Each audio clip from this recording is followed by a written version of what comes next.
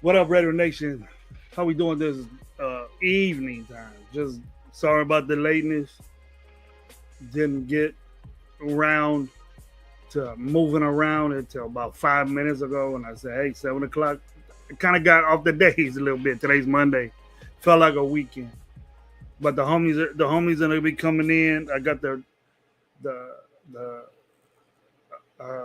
excuses kind of. Those with this family. But it's not going to be a long thing. We're going to check out and see what's going on. We're going to try to hang out with everybody, see what everybody's doing, see what everybody's thinking. Hey, we got a really expensive punter, I guess. Huh? That's a good thing. Changes the field position. That's great if you know football. Everybody telling everybody what's up. I got the stogie. First one of the day. I'm going to hit the chat. I hope everybody had a wonderful Memorial Day weekend. These 3 days. Went to see Pops this morning. He's a fallen veteran, so I went to go check him out early in the morning. Me and the daughter. The wife was still asleep, but take a pop some coffee. But happy Memorial Day to all the people that went and seen their fallen soldiers. Big ups to the military people that's out there doing a great job for our country and keeping it safe. But all in all, man, I don't know that what we're gonna bring up in this live. You know, it's kind of a slow time as far as content creation is concerned. But we just want to put ourselves out there. I want to put myself out there. My boy Raider Gay 420 and my boy What Up Low.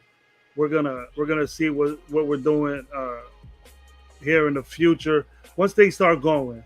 Right now we just have OTAs. People just run around with the shirts, and everybody looks fast. Everybody's looking good, and I'm seeing a lot of posts that this person is whooping ass and this person is doing better than this person. I don't know. I'm not gonna comment on it unless you guys ask me. I can tell you what I want. There's been things floating around that if you guys have heard it, and if you guys have heard it, that Aiden O'Connell is making a push to Geno. Good. Prove me something different, bro. Dude, if he's doing that, then I'm questioning Geno Smith, and then I'm gonna the big ups to Aiden O'Connell if he's doing shit like that. But you got to be suspect if you're saying that, and you don't know. I don't know somebody, a content creator that's on there saying I'm there. You can't be there and watch it. It's just tough. But anyways, let me get to the chat real quick. Got the 20 people up in here already watching Coach Gravy, man. What's up? Watching Radio Nation Live. Robert Pena, what's up, man? How you doing? Mike Guerrero, salute, bro. How you doing? My opinion, what's up? Robert Pena. Jeffrey, what's up, bro? Cool Cab, my boy. What's going on? They'll be here in a minute. They'll be here in a little bit. Unless I cut it off quick. They should be here, right? Gravy's in control right now. My 2 cents, what's up, bro? Good to be. Thank you for being here. Low Gabe Who, there it is right there, Michael Seal. I'm going to show that. I'm going to leave it up there. I'm going to go to it all the time. I'm going to star it. I'm going to star that, Mike. Robert Penn is the USA. What happened? Oh, yeah, we're talking about Memorial Day. Yes, sir. I agree with you on that. SoCal Sal, what's up, man? Thank you for being here. Salute. Salute to all the guys. Everybody telling each other what's up. We the people, what's up? We the people want to argue today. Tell me what's up. Jason Downs, how you doing, Pam? What's up, man? How you doing this evening? Raider 331, what's up? He's saying Cam Miller. Cam Miller's getting dope.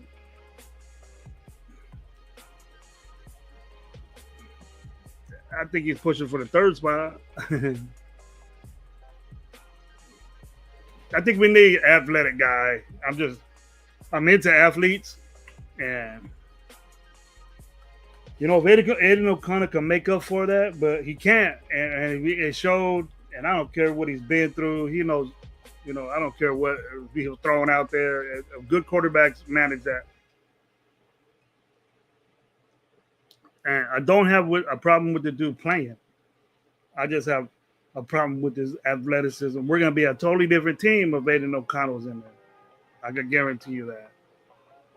And I don't want my offensive coordinator, you know, having to game plan for a slow quarterback when he could be running different shit. It's gonna change us. Cool kid. His Aiden can scrambled eggs. Don't expect him to scramble on the field. Nope. And what Chip Kelly does, man, is he spreads you out and he runs a outside zone type thing, and I don't see Aiden getting to the outside or even getting around there to make it work. If you look at outside zone plays, that's what Chip Kelly thrives on is outside zone. So his linemen are moving, and if your linemen are moving, your quarterback's moving, then it's not going to be that way. RDG, what's up, man? Boy, what's up, my boy? How you doing? Good. Thank you for being here, man. Haven't seen you. Oh, is that my dude? Is that my little dude? Oh, that is my little dude, Loons boy. How you doing, bro? How you doing, man? Keep it up. Keep it up, boy. Keep doing well, man. Make your dad proud of you. Thank you.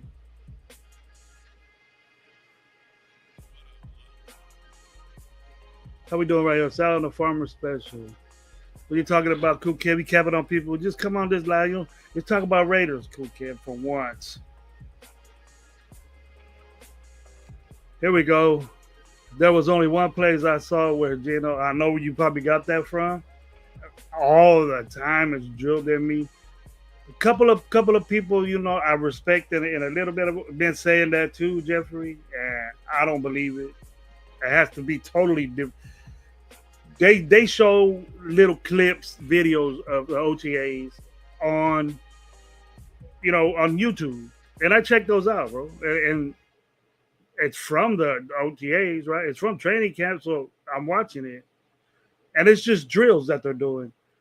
And they did a footwork drill that they zoomed in on, and I noticed Gino, I noticed Cam Miller. I think he's number 5 out there. Even Bradley, but Aiden's was, you know, all over the place. Didn't look quick enough. You know, he wasn't have no. I just, you know, the dude has the accuracy. Dude has the, you know, he could chuck it, and I like that, man. But he just needs to move your feet nowadays, and those quarterbacks are not for us and on what we want to do. So having him is but playing him, I just hope nothing happens to Gino. and let this young dude develop. I think we're gonna get a quarterback next year. I think next year is our prime linebacker, prime quarterback first decisions that we make, unless we get injuries or something like that. Jason Downs is AJ Cole extended, highest paid punter. You say who cares? Punters are important. Dude can kick. Never said who cares. Unless you're talking to the chat. I'm very, very hyped with special team play. And a punter changes field position, changes the field position, bro. I know that. I know you were gonna say that. I always talk about special teams. This probably the show that shows special teams. Here we go. Another power move with my boy. What's cracking? What's cracking, Renegade? How you doing, brother? How's your weekend? How's your weekend so far? Chilling, man. Chilling. Fucking pretty cool, man. It was a good weekend. We Friday chilled.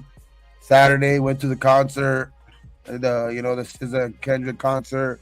Sunday barbecued, swam at the cousin's house. Today took the fam and everybody to the movies and shit. So pretty good weekend. Yeah, my kid went to the movie. She wanted me to go, man. I didn't want to waste my money, bro, and then fall asleep on a movie. I always do. I fell asleep on John Wick twice, bro, and John Wick 2. I didn't even know there was a 4. I barely watched 4 yesterday. I didn't know there was a John Wick 4. So tell me, man, how was the concert? Give me all the love of the concert. It's dope or what? Who do you bring out? Tell me the whole lineup. Well, no, he didn't. They didn't really bring out nobody because the set itself, like that, I knew it was gonna be hard for them to bring out anybody because the set itself is almost 3.5 hours long. Mm-hmm. And there's no fucking like in between time where, like, you know how usually at concerts there's like, if there's 3 acts, there's like a opener, then there's like an intermission where there's like 15-20 minutes, the next act, and then another 15-20 minutes in the next act.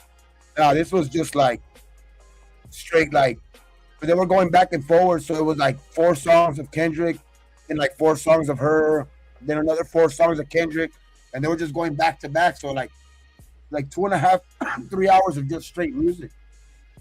I bet you was gigging. You was gigging out there, huh? You thought you was Kendrick, Latino Kendrick, bro. Now that show was cool though. That show was cool. The whole it was packed, man. That shit was fucking. Did you have good seats? Did you have good seats for what the radio station gave you? Nah, not that. I'll be able to watch the show better next weekend because those were free tickets, so I couldn't complain. You know what I mean? So, but I mean, this next Saturday we're going to Vegas. It's gonna be at Allegiant, so we got better seats there for sure. That's gonna be dope. I'm glad you had a good time. Got out of there safe. 107 is gonna be on Saturday though. 107 in Vegas. It'll be nice and cool in there, bro. Oh, in there, in there it's gonna be cool. But 107, you can be all jacked up, bro. You can start hitting them Modelo's early, bro, on the strip. You can still walk around with the 24 ounce on the strip, bro. Hey, it was cool though. They were letting everybody just smoke. No fucking like security guard was right next to us. Fucking nothing, dog. Like nothing. Like they didn't even give a fuck. Michael Breezy, Raider Big saying, "What's up, Gabe? New guys, haven't seen you guys in a minute. I haven't seen Breezy in a minute. What's up, bro? Thanks for coming here, man. G&G show right now. Until the low comes in. He's with family. I don't know. If you guys are watching, man, we had a Luis Couch GM. What's up, man? How you doing? Bayos. How you doing? We got the highest paid punter in the fucking NFL, bro. How do you feel about that, bro? I'm not talking shit. I'm not talking shit. He deserves it. He changed his field position. So, I mean, he's one of the better punters. He's been like one of the best punters in the last couple of years, handful of years. Yeah. So I mean, always switches, field position, or like so it's like, especially when we're sometimes he would keep us in some games, bro, like because like the extra first down that the defense has to get, or the extra first down or two that the defense has to get.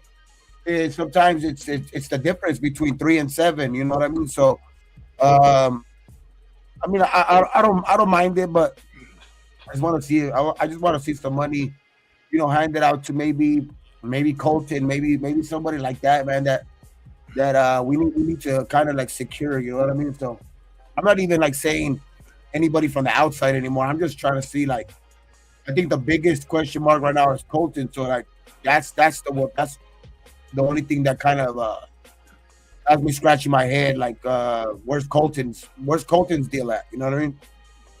I'm kind of stepping back off that too, off the free agency and June 1st cuts. I don't think we're gonna do anything with that unless you know we could manage something.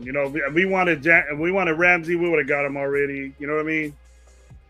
Traded And I'm here to I respect. I don't really like to talk shit about anybody's opinion or anything like that. But man, it's just crazy what I'm hearing about the narrative I'm hearing from some people about Genty already. Like I'm hearing that Go ahead. this dude is not as explosive coming out of college as I mean, all due respect, I like Josh Jacobs, but he's not as explosive as Josh Jacobs. He's not as explosive as Nate Chubb, and he's not as explosive as this and this guy. Better pause. And it has me scratching my motherfucking head, bro. Like, I don't know what. Like if I was watching some different tape last year or something, but bro, I haven't seen nobody that explosive in a long damn time. So it's just crazy to me to hear that narrative from some people that we like, you know what I mean, that we watch fucking closely, like, you know what I mean. So it's like it's crazy though. So but I'm letting them. Bro. I'm just more. I'll let them, I guess, think that. I guess because I'm thinking that it's more of they were hoping somebody else as our first round pick, bro. I'm still thinking they're holding on to that, I guess. You know what I mean? Because that's the only thing that even, like, how, I don't know how you would be able to say that. Like, you have to be holding on to some type of, they didn't want something that they didn't want them. Yeah, like, it's crazy. It's like to be not, I don't know, man. The easy thing to do is to say, well, this guy was here and he's having one of these guys that are from, what was it? It was 7 to 20 are gonna ball out. One of those guys are gonna ball out, right? And Genty's gonna have a better year than any running back that we had the last since Jacobs had his big ass season, 2 years, and we're not gonna realize that unless he blows up. So if he manages, 8-9 touchdowns and gets close to 1,000 yards, they're not going to give him any love, dude. They're going to bitch about him because there's going to be a defensive tackle that we wanted or something like that. That we should have moved up to get Mason Graham, even though Mason Graham got picked ahead of Genty. We should have moved up and got him. You're gonna hear that, but only Mason Graham doesn't ball out. With his little 200, 300 or 298 pound ass playing defensive tackle is going to get thrown around a little bit in the beginning. What up, Dub Raider in the chat? What up? We're getting close. We're getting close to being in here. This dude almost broke one of to me, the greatest running back ever in Barry Sanders' record that people think that wasn't ever even going to get close to being touched. And then he's rated as one, like, as like the second highest running back to come out of college in the last 25 years, dog. So it's like only behind like Reggie Bush, and you know what kind of college career he had. So it's like to say that he's not as explosive as some of these dudes, it's just mind blowing to me, bro. It's fucking mind blowing to me. Oh, they make up that excuse. They make up that excuse. Oh, it was against UNLV. It was against. There's a reason why he like. There's a reason why he didn't go to the combine, and it's just like, shit, man, it's crazy, bro. It's like did the tape not show enough? It should be. It should. It should, bro. It should. In my book, I don't know why I mean, people. I'm always gonna argue with somebody that talks shit on Genty this year. I'm more I'm banking gonna, on I'm that. gonna Though. I'm argue more with. banking on that. I like it's like I'm not even gonna get riled up. Like I was getting riled up listening to it, like in the moment, and right now even talking about it a little bit. But to be honest, I just think that there's no way he's not gonna prove them wrong. Like those little the little bit of like that those that are doubting him on that level.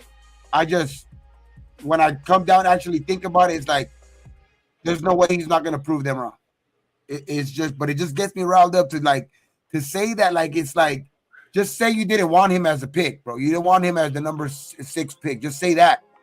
But to say the other things when everything else says the opposite, you know what I mean? It's just I don't know, man. It just sometimes it makes it seem like you're watering down your opinion Yeah. just for you know what I mean. For like I don't know, it's not for content. I get it's more about like just to make it seem like you're like right. I guess.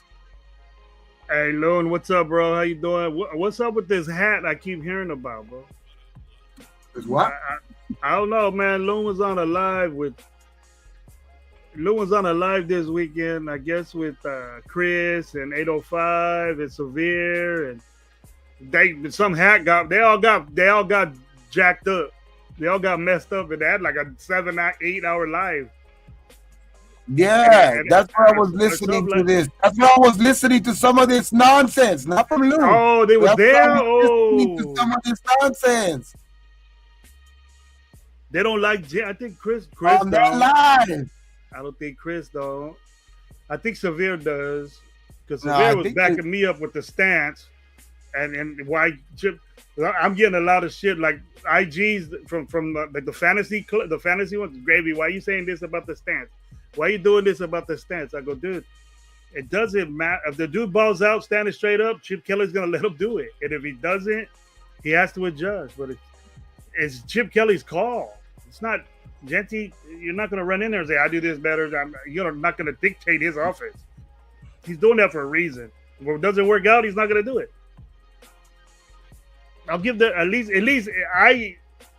I'm looking at Genty as a good guy to being coached up like that, bro. Taking say, hey, he might bitch about it all he wants, but if he sees that he's quicker, faster, got more explosion, then he's I gonna mean, make it him didn't take change it. long. It didn't even take long for him to like to realize that okay, this is a guy that's been in the coaching for years. Like I'm Uh, going to listen to him. Like he obviously right away in one of his first interviews, he was saying, you know, that it wasn't broken, so like he wasn't gonna fix it or whatever like that. But his very next interview after OTAs, when he said he had his first interaction with Chip, you know what I mean? Like Chip basically won that argument. Like, you know what I mean? It wasn't even basically an argument. It was more yeah, of like he this is has a what I want point. you to do. You know what I mean? This He is what I has a want to point. do. Yeah. Yeah, he has a point. Like Genty, that's what I like about Genty too. Like he took that he took that running. He took that Mm-hmm. he took that like a handoff, bro. He took it like a handoff. Like he was just gonna take the coaching and he's going to listen to the coaching. He's not going to just do it his way because he wants to do it his way. Like obviously I was under the impression too, like fuck it. I mean, he ran for 2,000 something yards last year, so he was doing something right. But Yeah. I mean, if that's what it is, and like you can always go back to it. That's what I'm saying. Like, but if it does prove that it is, you know what I mean, helpful to his game, that he's more in the stance, you know what I mean, before the snap, then shit, then that means this game is just gonna elevate. To be honest, like if that's what gets me even more exciting about this. Like, so like he's willing to change that stance to That's what what we I think love. is more conventional for a running back. What Chip think is more conventional, and he's willing to do it too right away. And Mm. that's what that's what has me more exciting about him. Because if he does that shit the way he was doing it, and that's supposedly the wrong way, shit, who's to say that next year, you know, the way Chip wants him to do it, shit, who knows, he won't be doing the same shit as he was in college. If I was Chip Kelly, I would say, hey, have him stand up for this play, have him fucking get low for this play, diversion right there, bro. They're gonna say, well, they're gonna think they got they're gonna think they have the upper hand while him doing shit to mix it up. Fuck it, I don't care. I do If this it don't again. work, if it's not working at the beginning, you can always go back to that stance. That's what I'm saying. So it's like I'm just loving the coaching of like the coaching aspect of it, that he's willing to take that coaching in right away. He's not fighting the coach throughout OTAs and to try to prove to the coach that no, look, you know what I mean? This it's working, it's working. Like right away, he changed it. You know what I mean? Because he's doing what the coach is asking him. That's what I like about it. I like that of him to do that. And he's like, all right, no, all right. We're bitching about it more than probably he is. That's what I think. And it's not a big deal. It's just I understand what Chip's doing. And if Chip's doing it, then Pete Carroll probably had a problem with it too. So yeah, they like, well, Pete Carroll wouldn't say, well, man, he got 2,000 yards in that. Shouldn't we try it out? And Chip Kelly, nah, I'm gonna see if he can do this too. I'm gonna see if he can do it my way. And the last time I checked, Pete Carroll was coaching some good ass running backs that had good years, bro. So Yeah, he did. so he has a resume of that, college, and I look back, man. He had ballers at UCLA. You know, when he was at Oregon, he had ballers. He brought that offense in there, that spread, outside zone type, real fast guys getting in the perimeter. That's what he wants to do. He wants, and that's the reason that just clicked me right there. The most start that he wants to hit the perimeter. Okay, Mike wants to see your defensive stats, Gravy. Your basketball defensive stats. Just like the way Genty did it when he defended Chip Kelly. He got down. He got down. I can't do that no more.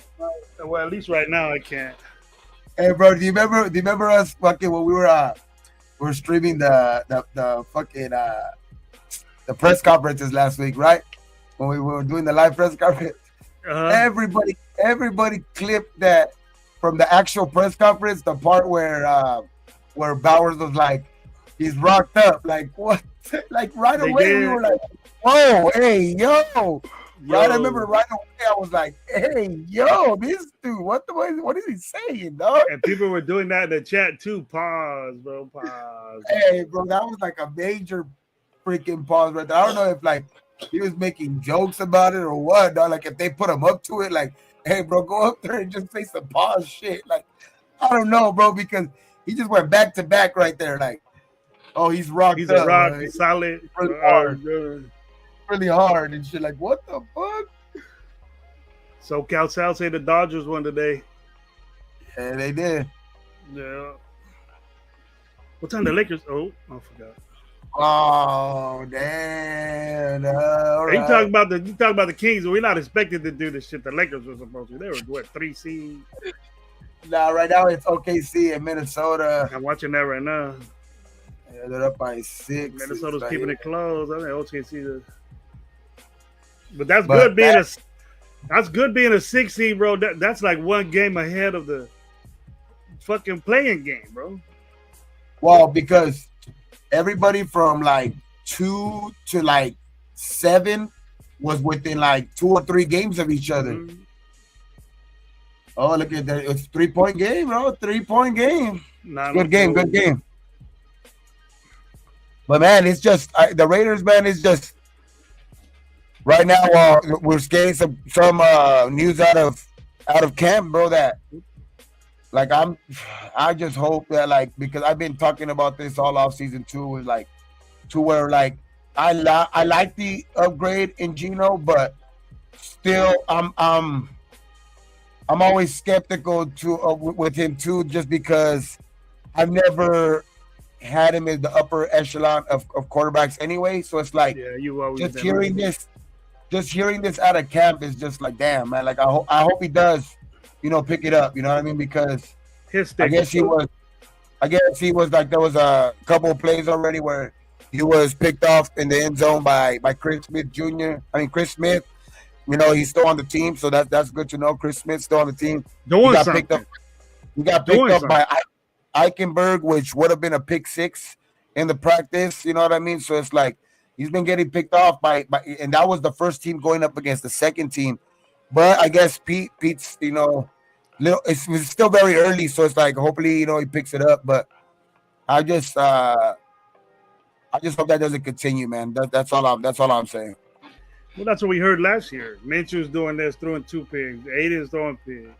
Yeah, and then look at how it ended up. That's the thing. Which I, That's what I'm we, saying. That's the reason why I'm saying this. yeah, you Like got to clean that up. last year we were saying this, and we were kind of still like, now during the season, it's still gonna be. They're gonna be one of Minshew's been good before. He'll do good. Like he's a gamer and all of this shit. And that's my fault. You know what I mean? Because that's me. I was me speaking, but it was like we seen what that turned into. So like that's why I'm saying like hopefully this narrative turns around for Gino throughout this OTAs. I know it's early. I don't want to see Aiden out there, bro. I don't. I back up. I'm cool with him. But my expectation is to not see Aiden O'Connor again out there. I'm not. His stick stepper. What's up? I was on a live. I think it was in a morning game where I haven't had you on. We haven't been on in a minute. Did we talk about the extension of the injury of Christian Wilkins? And I think it's true. I think he got re-injured. About one of the Stogies. Remember we were talking about it like that about the precautionary, like wearing it more for precautionary reasons too. Like, but did we talk about it like it was game 5 of the season, game 6 that he could come back? Yeah, so I guess it was. What's happening is that right after practice, he's going right back into his boot. But I guess this whole narrative thing comes from one tweet though. So it's like the tweet has just been, I guess, it's been like fact checked, and I guess it was true. So I guess it's not like a new thing. It's more of a like, I guess they're fact checking, and I guess he has been seen in a boot, but it also has been seen that he's been at practice and then gets out of practice or whatever he's doing, and then goes back into the boot. So it's just a wait and see with him, dog, because it's like I'm not gonna lie. Is it worrying me? Yes, because that dude is getting paid a lot of fucking money, but I'm just a wait and see type thing, bro. Because you hear that he's at practice and he's wearing it after practice because of precautionary reasons, but now they're going to be shutting them down. They're shutting them down because they got re-injured or something. They said something. This is Vinny Bonsignor, bro, that said this. That's what I'm saying, bro. He said crazy. That either the pin was broken in his foot, and then that means it's not getting fixed, bro. The screws is not fixed. Yeah, it is worrisome for sure. Or and then he might not be good until week 6 or on.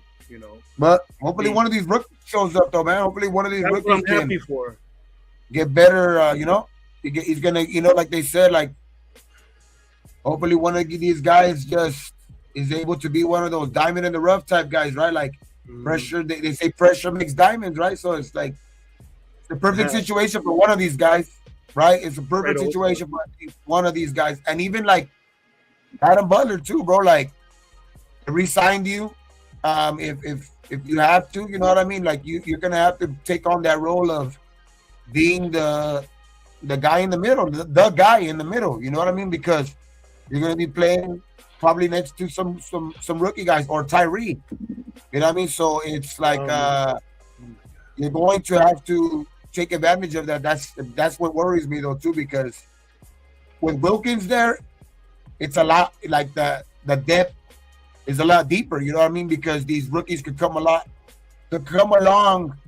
a lot, easier, you know what I mean? But sometimes it doesn't work out so much for the rookie when they're thrown into the fire like that. Sometimes it does though, man. Sometimes that actually benefits them. Out, man. I gotta believe in them two guys, Tonka and Pagoose, to get out there and make an impact. There's something, bro. Pressure. Clogging up space against the run. I'll just be cool with that. Them guys aren't Christian Wilkins at his best. Tyree is not even close. This is the year where he needs to do something for me, or I've been done with Tyree, but I have to say that I have to say, Gabe, I hope he does shit because he's needed now. He's And needed. Like hopefully they're the not the coach, longest besides Adam Butler. He needs to be fucking something. I don't want him at defensive end, bro. I want him at defensive tackle. hopefully the coaching man can bring the best out of him. Like we were talking about the other day, man. Like we have been, crucial on saying that the coaching is going to be the difference maker in a lot of players this year, man. So it's like hopefully he's the one. Hopefully he's that one that they get the best out of because he has the highest ceiling for sure. You know what I mean? So it's like, can they bring out the best in him, bro? What Because they fuck, say. man, that was a fucking high pick. That was a high pick. So if we can get the best out of him and actually him be that guy, that's gonna make this team a lot more dangerous on the defensive side, man. If he does something, it will make it. It will be if he starts balling out control wise. If he's balling out of control on both sides of that, of defensive line and defensive end, because he's Kunch's backup right now, at defensive end. Yeah. Like, fuck, they're gonna keep him there. Maybe they could light a fire up his ass, but it doesn't look like he has any spark at all when he's playing defense. Yeah, hopefully, man, because I We need don't. those rookies to give. We need those rookies to do something. Yep. That I'm Kunch is hoping. working out. Hopefully that guy, one of these guys too, like that. That the one guy the rugby player too. You know what I mean? The one that's coming from like over there. Like hopefully he can just be in there to like clog. You know what I mean? Because that dude's a big human being, dog. I'm just a big human being, dog. That dude is massive, man. I That don't dude's think fucking that dude's gonna touch the field. 350. No, I don't think that dude's gonna even touch though the field at all. even if he doesn't, he's a project anyway. You know what I mean? Because that dude is fresh. He's raw. Like if that dude just finds a way to play the game of football, dog, because I think he has the athletic way. Because to play rugby is crazy, bro. Like that's just a crazy ass sport. But so it's just if he can just catch on to the game, that dude is just crazy ass. They don't build motherfucking human beings like that, dog.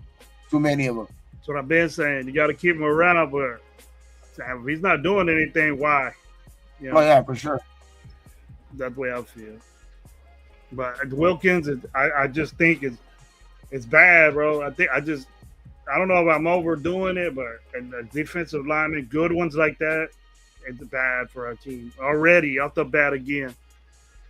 We've been hearing about a freaking setback for months, and then none of us, everybody saying nah. But then when dudes that are at the office at the facility start saying this shit, then I'm gonna believe them, bro.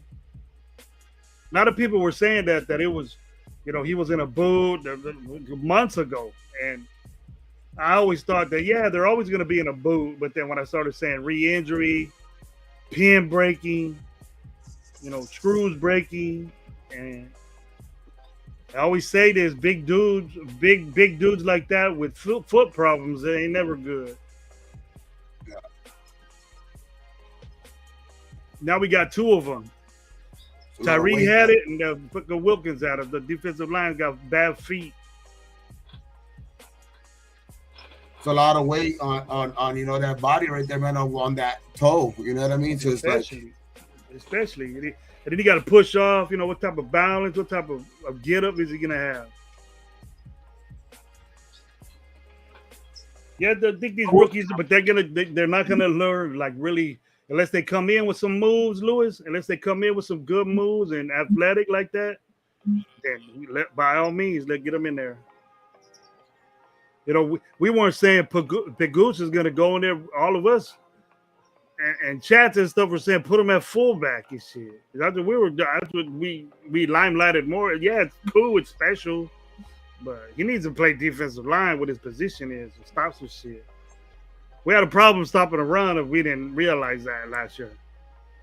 We were bottom 3 at stopping the run. Yeah, but I think getting back even Kuntz and Max, that's gonna help out that for sure. But the middle's gonna be vulnerable if we don't get Wilkins back. You know what I mean? Because He said don't get the field by If you better give him something. If not by 8, but what did we have? Our buy is at 8. 8. I don't know. By the bye week is week 7, I think. Yeah, like in the middle, like right in the middle. 7 or 8. I don't know, What man. up, Bugsy? How you doing, man? We got almost 40 in the chat. Yeah, man. We had about 40 something. Bugsy Raider in It's here. Memorial Day.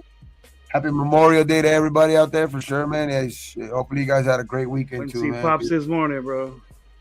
They were getting ready.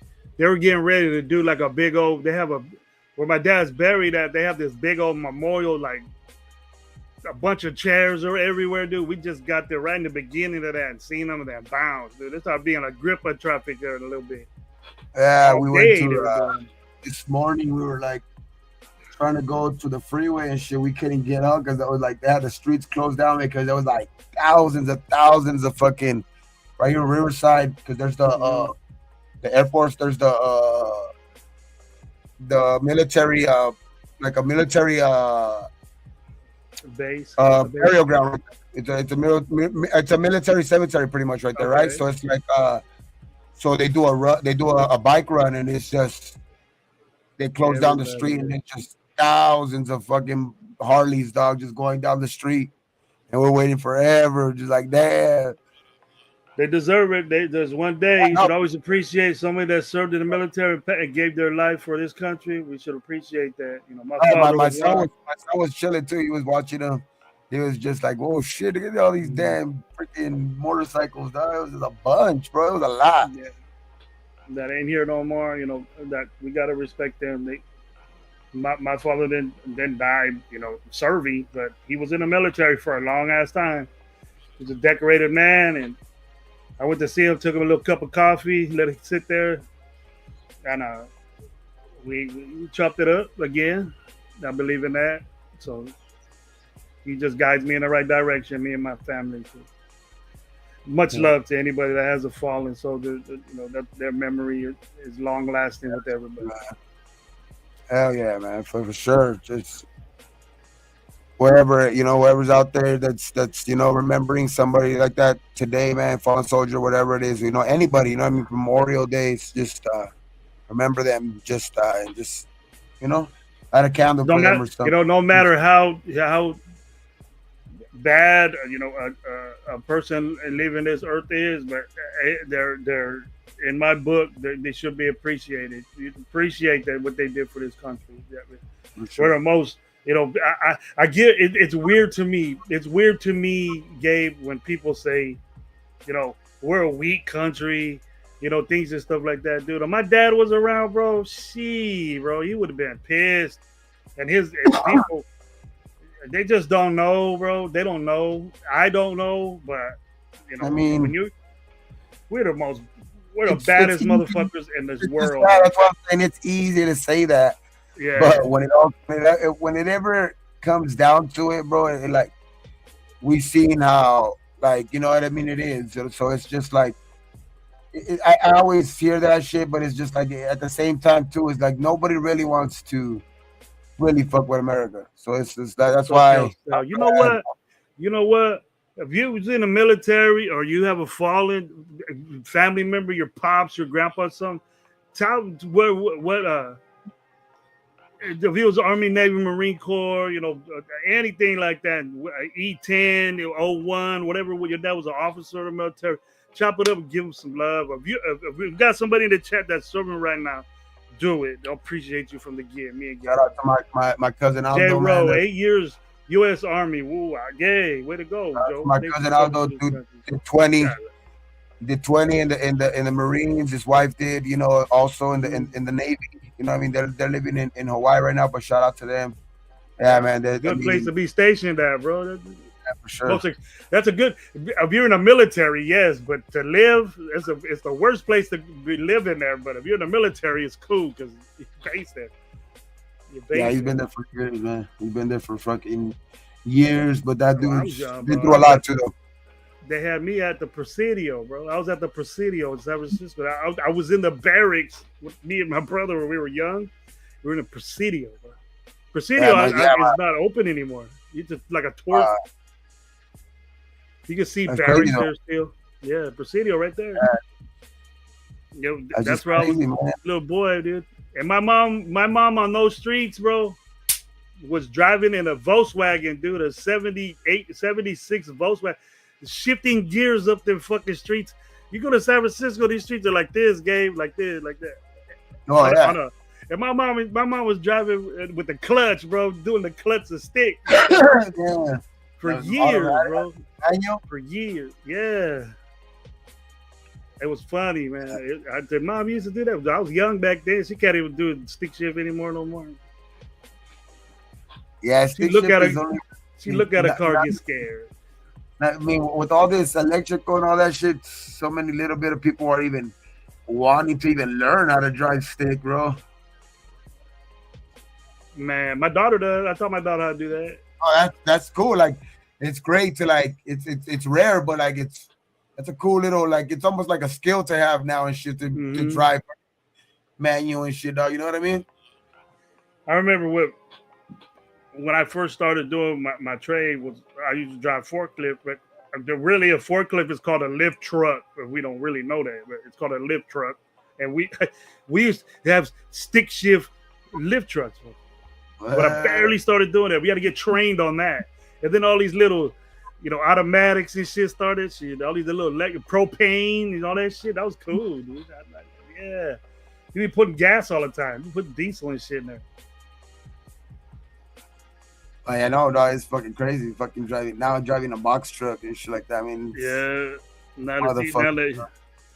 I trip out on these dudes that pick up the trash, bro, with them little arms, man. I was mad at motherfuckers used to get out, get your trash can, dump it, and put it back. Remember that? In the alleyways? I remember that, bro. Used to hear them coming up. Hey, wait, I got something else. And they'll wait for you. These dudes now, they just drive right by. Boom, God. God. They did that quick. Oh, but it's just fucking crazy though, man. It's different though now, but it's like where What's up, Tubby? I want to get a old school car just to have it too, just to like, work on it. Just like get a little project car type shit. You know what I mean? But I was watching the news. I rarely do, but the news around town and shit. But in California, they're saying that people are trying to get rid of that bill where old schools they got to pay fucking smogs and shit. I go, how could you possibly put a smog this kit on you fucking the car up, bro? You know what I mean? yeah, They want to because California wants more money. hell yeah. We pay the highest registration, smogs and all that shit. If your car don't pass smog, you ain't gonna get your registration. It's the most strict in emissions. Yeah, no one does that. I think Florida does, but it's like, what the fuck, dude? My sons live in New Mexico. They paid $75 for the registration for like 4 years, dude. That's it. We do it every 2 years, and we got to get a smog. Yeah. Dude, help us out a little bit over here, dude. Help us out a little bit over here. I have to get by an old school and just drive around and pollute the whole fucking city, bro. For real, man. Fucking Yeah. shit. Nah, but I just can't wait for this fucking season, man. Like, Yeah, right. It's getting close, Gabe. It's getting really close. September though, man. It's just like fuck, man. September is gonna be crazy though, man. It's gonna be an interesting damn season for sure, man. The one most important thing that I am just looking for this season is just improvement, man, and knowing that we're heading in the right direction, knowing that like seeing that these young guys are like, I'm not saying that they'll be every single one of them become pro bowlers right away or whatever. I'm just saying like I just want to see these young guys because they're making great decisions with the drafting and all that shit, like contribute, you know what I mean? And just get and shit, man. If they can get, the best out of some of these guys that we've been waiting for too, like the Tyrees, you know what I mean? Like even like the Eichenbergs, like the Chris Smith, like we were talking about earlier, like, you know what I mean? The Palomalu now, you know what I mean? The Palomalu now and shit like the Jacorian Bennett, like those guys are still young, and that's the most important thing. I just want to see us going in the right direction, bro. Well, hey, J Ro, you never said it, Gabe. What you thinking? I did mine, bro. I did mine out the blue. I think I think you came on that morning with me when I did my little prediction of what we're gonna be. But I don't know if Gabe's ready for that yet. He wants to keep it I to was, I was there. I was just saying. I want to like over still six hold and a that. half. I was just saying over 6.5. I still don't know the exact number. It could be like I just, but I'm not going to be. I'm also going to say under under 11 over 6.5. Like it's somewhere right there. But I just want to see the way that this team is like. Like just want to see if like there's any little bit more moves made or I mean what's the word around camp and shit like that. Just a little bit longer, just to see, give a little bit more better, like what I mean, just a little bit more better guess of it. You know what I mean? But I do think that just the coaching itself is going to have us better than what Vegas is saying at six and Yeah, a half. they were right last year. We didn't even reach what we had last year. You I'll took the under say, last year. You would have bought. You would have got it. yeah, And the bad thing about it is that usually Vegas is right, bro. But I don't want to be 6.5, bro. I don't want 6, 7 wins. I had us at 9, and I think that the end will be pushing. We'll be pushing a little bit, but I think we're gonna win a game. I think we're gonna get a game or two game where we fuck up and we lose the game at in last minute. oh, yeah. You were talking. You We're were thinking always in that's the. one of those games, bro. Winning the last couple of years has always happened. It always You happens. said you had that as the Bears game, one of the Bears game, right? I don't trust the Bears game, and I don't trust the Dallas game. Me and my wife, me and wifey were talking about that, and wifey said she doesn't trust the Dallas either. So we're going in with the same mindset. But it's gonna be a big game, though. This will be a humongous game. But I just hope we're good. Both teams are good leading up to it, bro. Like 2 losses or something like that, or 3 losses. I just hope it's like that because I'm gonna hate going to a fucking Dallas game where we're 2-5 or some bullshit like that. We pay all that. We would probably just sell our shit there. Maybe I want to go see Yeah, that. if that's the record for the Dallas game, dog, that's gonna be sad, and it's because it's going to be a lot of people are gonna think the way like that you were thinking, and I can't blame you for what you're thinking, the way you said right now too. Like if it's 2-5, I don't even want to go to the game. So a lot of people are gonna think that. So there's gonna be like if that happens, that Dallas is gonna take over the stadium. Like it's gonna be crazy, like the way If it we lose was. games, yeah. If we lose games, there'd be a big difference in it. Not that Yeah, the Cowboys are gonna be there anyways. yeah, exactly. But Because if LA got a grip of Cowboy fans. I'm sure Las but Vegas got a grip of Cowboy. if we're above if we're even close to like a game under 500, like I see us fucking, you know what I mean, being like to where Vikings it's with like 10. I see where it's like the fans make a difference. You know what I mean? Like the fans will make some type of difference. But if we're fucking 1-4, something like that, or 0-5, something like that, bro, it's gonna be bad. My Euro step is better than hell yeah, Elias. It's gonna be real bad if they do that. You know what I mean? Because it's like we have to. We have that. That's the thing that we like. Those home games are gonna matter if we're able to stay competitive throughout the year to where like there's still a fighting chance. You know what I mean? Even like late on in the year, like Raider fans will show up, dog. It's just that like also too like I hate when people be like, damn man, like your team's losing, you're not showing up and shit. It's like sometimes though too, man, it's like fuck. You want to be fucking just keep going to games, but you're just losing and losing and losing and losing too. You know what I mean? It's just like I can watch that from home. I mean, there's no, Exactly. you're never gonna get me not to watch it. You know what I mean? I'm always gonna watch the Raiders regardless. You know what I mean? But it's like for all that money, I could just do that from home. You know what I mean? I'll pay all that money for my TV, pay all that money for, you know, YouTube TV, whatever the package is on this year. I mean, I get it, but I don't know. I don't want to think that way though. I'm excited to go. I'm excited to go to any Yeah, of the games yeah. I go to. But it's not like It's I'm crazy though too downsizing it. because as much as I talk shit like that too, sometimes I be fucking one of the ones that's we're fucking 4-10 and I'm still at the Yeah. fucking game. So it's like shit. Sometimes I be talking too quick too. All of us do, Gabe. I do, and then It's just we get hit for it. But shoot, look at they're it's playing now. frustration. It's frustration. We're but we get at that point, and where Luis is saying, and that is a concern with me. Our linebackers is a concern with me, even though what we got, but we're super young in the secondary, from what I know, from what I see, who's in the depth chart. We're gonna be super duper young, and we're gonna play mostly nickel. So you got more bigger dudes. Maybe that's his intention, and then we go for a linebacker high next year. Linebacker, from what I'm hearing and seeing about the pre college linebackers, there's gonna be a shitload of them next year that are gonna be super good.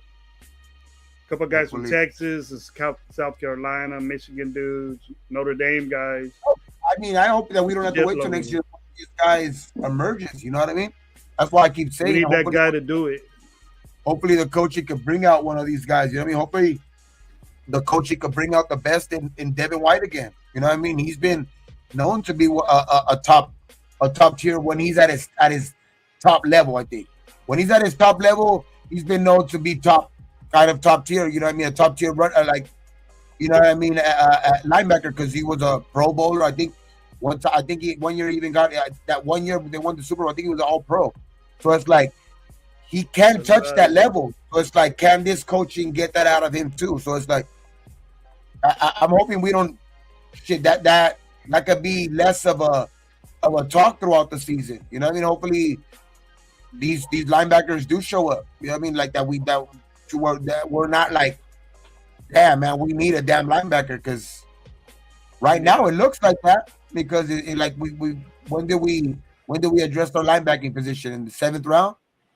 So it's like Can't be too and confident in that dude. You can't. Hey, yo, what's up? Yeah, I hope he does good. I'm not gonna cap on a dude that has to work his ass off to be up there and be a linebacker. But hey, he's third on the depth chart, so that's where I expect him to be. He's learning. Eichenberg too. He had a year under his belt. He's in there as a third linebacker, but we don't use three. I don't think so. We'll have to see what we're gonna play, but he's in there. He's in the depth chart one as a third linebacker. So I don't think we're switching to a 3-4 with linebackers like that. But that's why we play nickel, man. We got big guys that tackle the line of scrimmage that covers the linebacker. So yeah, like it says Luis Barrios, uh none of the linebackers they got inside. Well, that's what I'm saying. Devin White has the speed to do it because I mean Devin White was a 4-4 type guy. Devin White has the speed. It's just the thing with him is does he have the want to be that linebacker still? Does he have the fucking drive to be that line, the love for the game still to be that? Does he even have the physical ability to be that linebacker still? Because he has the speed. Like he's been known to have the speed. You know what I mean? So it's like to be that sideline guy. That's why I'm saying we're gonna have to depend on the coaching in that aspect for especially in the linebacking position a great deal as it looks right now. Because right now nobody's really proven in that room. I mean, there's guys that have done it before in Landon Roberts and Devin White, but that's what I'm saying. They're a couple years removed. You know what I mean from yeah, being those guys. the elite guys, the elite that. And so I don't think sideline to sideline is going to be our problem, Luis. I think our middle of the field is going to be what our problem was. So sideline to sideline, not a lot of the perimeter. We have a decent I feel you tackling, know. and as far as secondary is concerned, what it looks like, all these guys tackle well.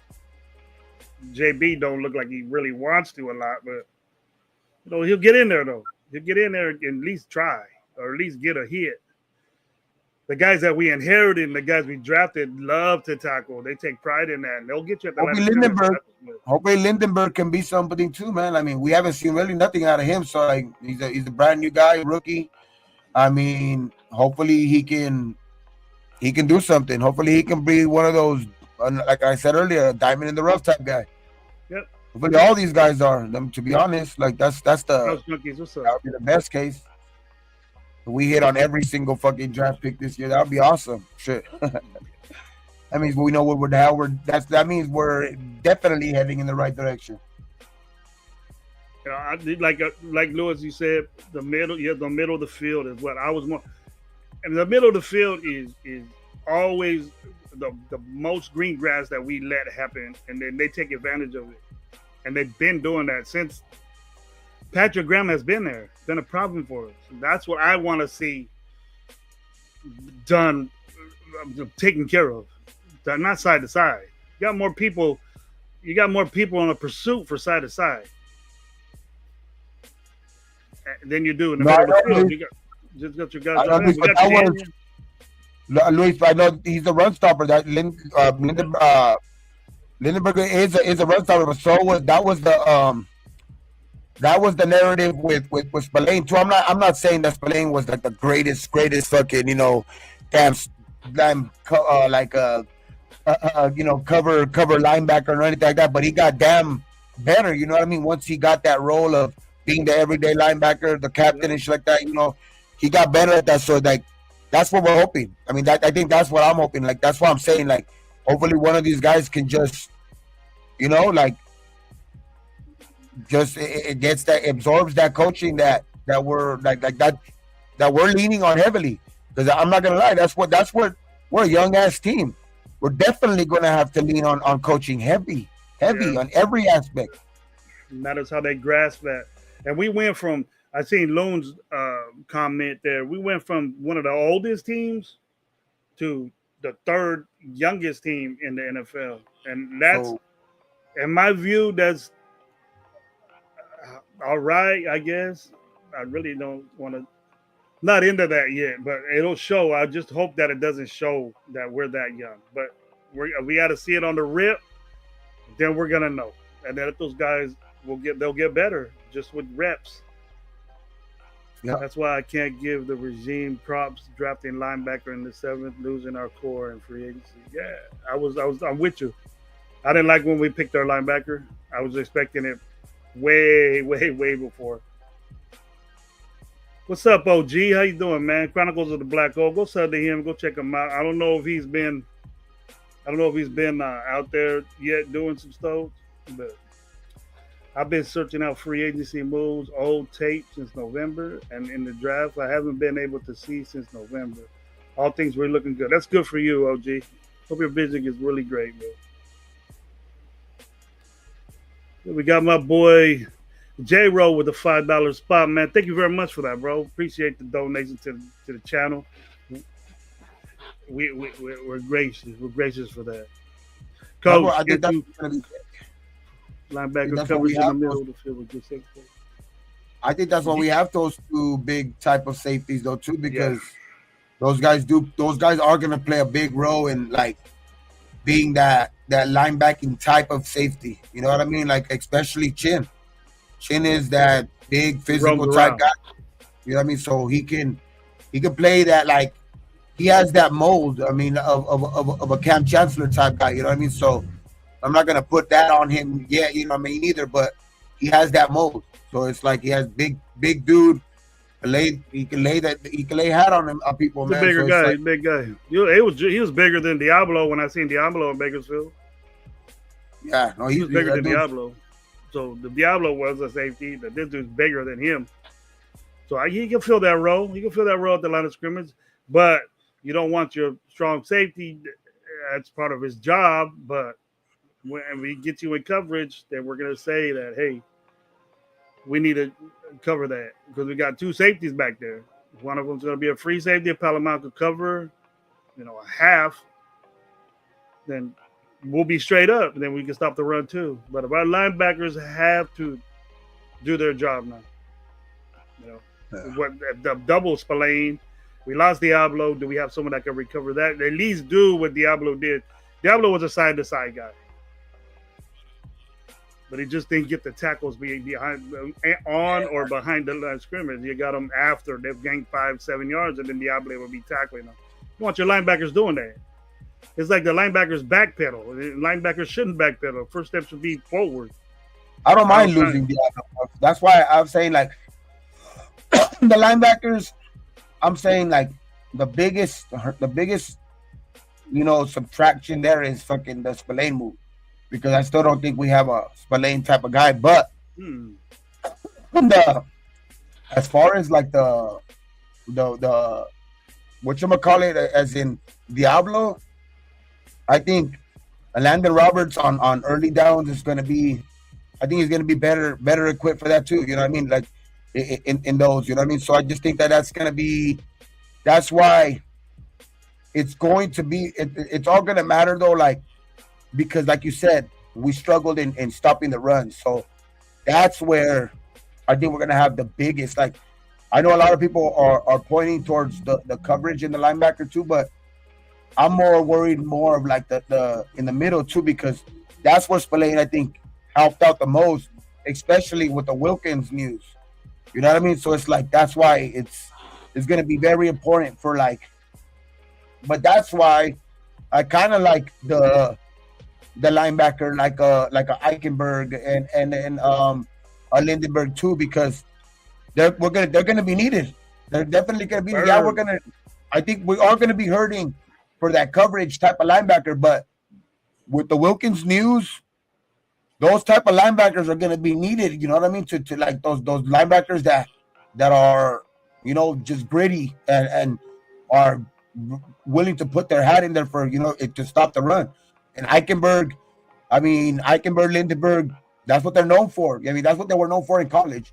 I mean, Eichenberg didn't do it last year, and Lindenberg still has it to prove it in the NFL, but they are going to be needed for sure. Hell yeah, I've been on that. OG asking how you doing, bro? How's it going, man? Good, man. How are you, man? How are you? How's the eyesight going, man? I'm glad to hear that, you got it back and everything like that. So how are you doing, man? That's the important question, man. You can see us in the, you can vision get way better. You can see us. So awesome, man. That's great awesome for you, OG. You're a mainstay in the Raider community, bro. Everybody knows that. And if you don't, you get to know OG. You'll be back. I expect OG to be back. Amari Gainer could be a sneaky name to just to watch out for too, man, because he might be that type of linebacker that's needed too, because we have a bunch of guys that are run stopping type of linebackers, like the Landon Roberts, even to a certain degree right now, Devin White, even fucking Lindenberg, Eichenberg, like those guys are known for those type of things. You know what I mean? So it's like Gainer is that one type of guy that has like those long arms. He's built a little bit different. He has he could be a little bit rangy. You know what I mean? So that's why I'm saying too, like the coaching again. Returning back to the coaching aspect, like hopefully they could get the best out of that guy too. I know he's undrafted, but what is he year 3 already, right? Ari Gainer, no, he was an undrafted rookie last year. Oh, okay.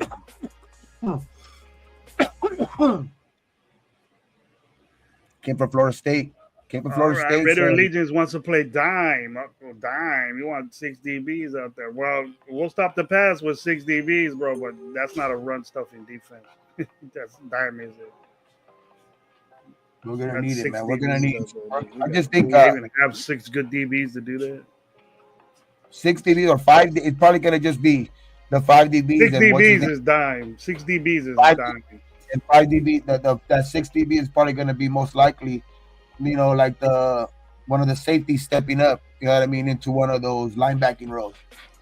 It's for mostly that scheme all around football is for stopping the pass, for more DBs. You would think, but Darnay Holmes is saying, like, those can be the the type of packages you can use for third down, where it's Yeah. kind of obvious obvious passing downs where you're using more of those other type of linebackers in early downs anyway. You know what I mean? But That's this where I this see the league NFL though, going. this league is creative though as fuck though. So it's like they can expose that sometimes once they especially with these with all these quarterbacks that are able to kind of change the play at the line of scrimmage and all of that shit.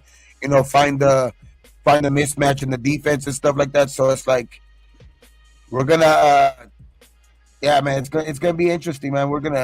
But I mean, that's why I'm saying like we this year is also like I'm not gonna get too mad that we didn't draft a linebacker early either, too, because we could have.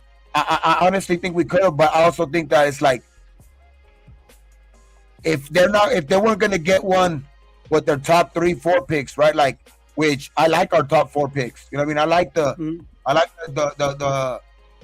the offensive linemen we got. I like Jack Besh. I like Darian Porter. I like fucking Ashton Chetty. So all those 5 guys, I mean, those are good. Those are good draft picks that I like. You know what I mean? So it's like I'm not. I can also like I also gotta think rationally too and be like I'm not gonna be sit here and say on one hand be like I like those 5 picks, but and then on the other hand also kind of critique them on not taking a linebacker early when I like those 5 picks. You know what I mean? Because I also think that it's gonna take multiple draft years, like multiple draft classes with this regime to kind of get where they want to be. I mean, they like they say, Rome wasn't built in one year. You know what I mean? So it's like Rome wasn't built in a day. You know what I mean? So it's like I think it's going to like maybe like you said, maybe next year that's the plan. Next year they go totally where they didn't go this year. You know what I mean?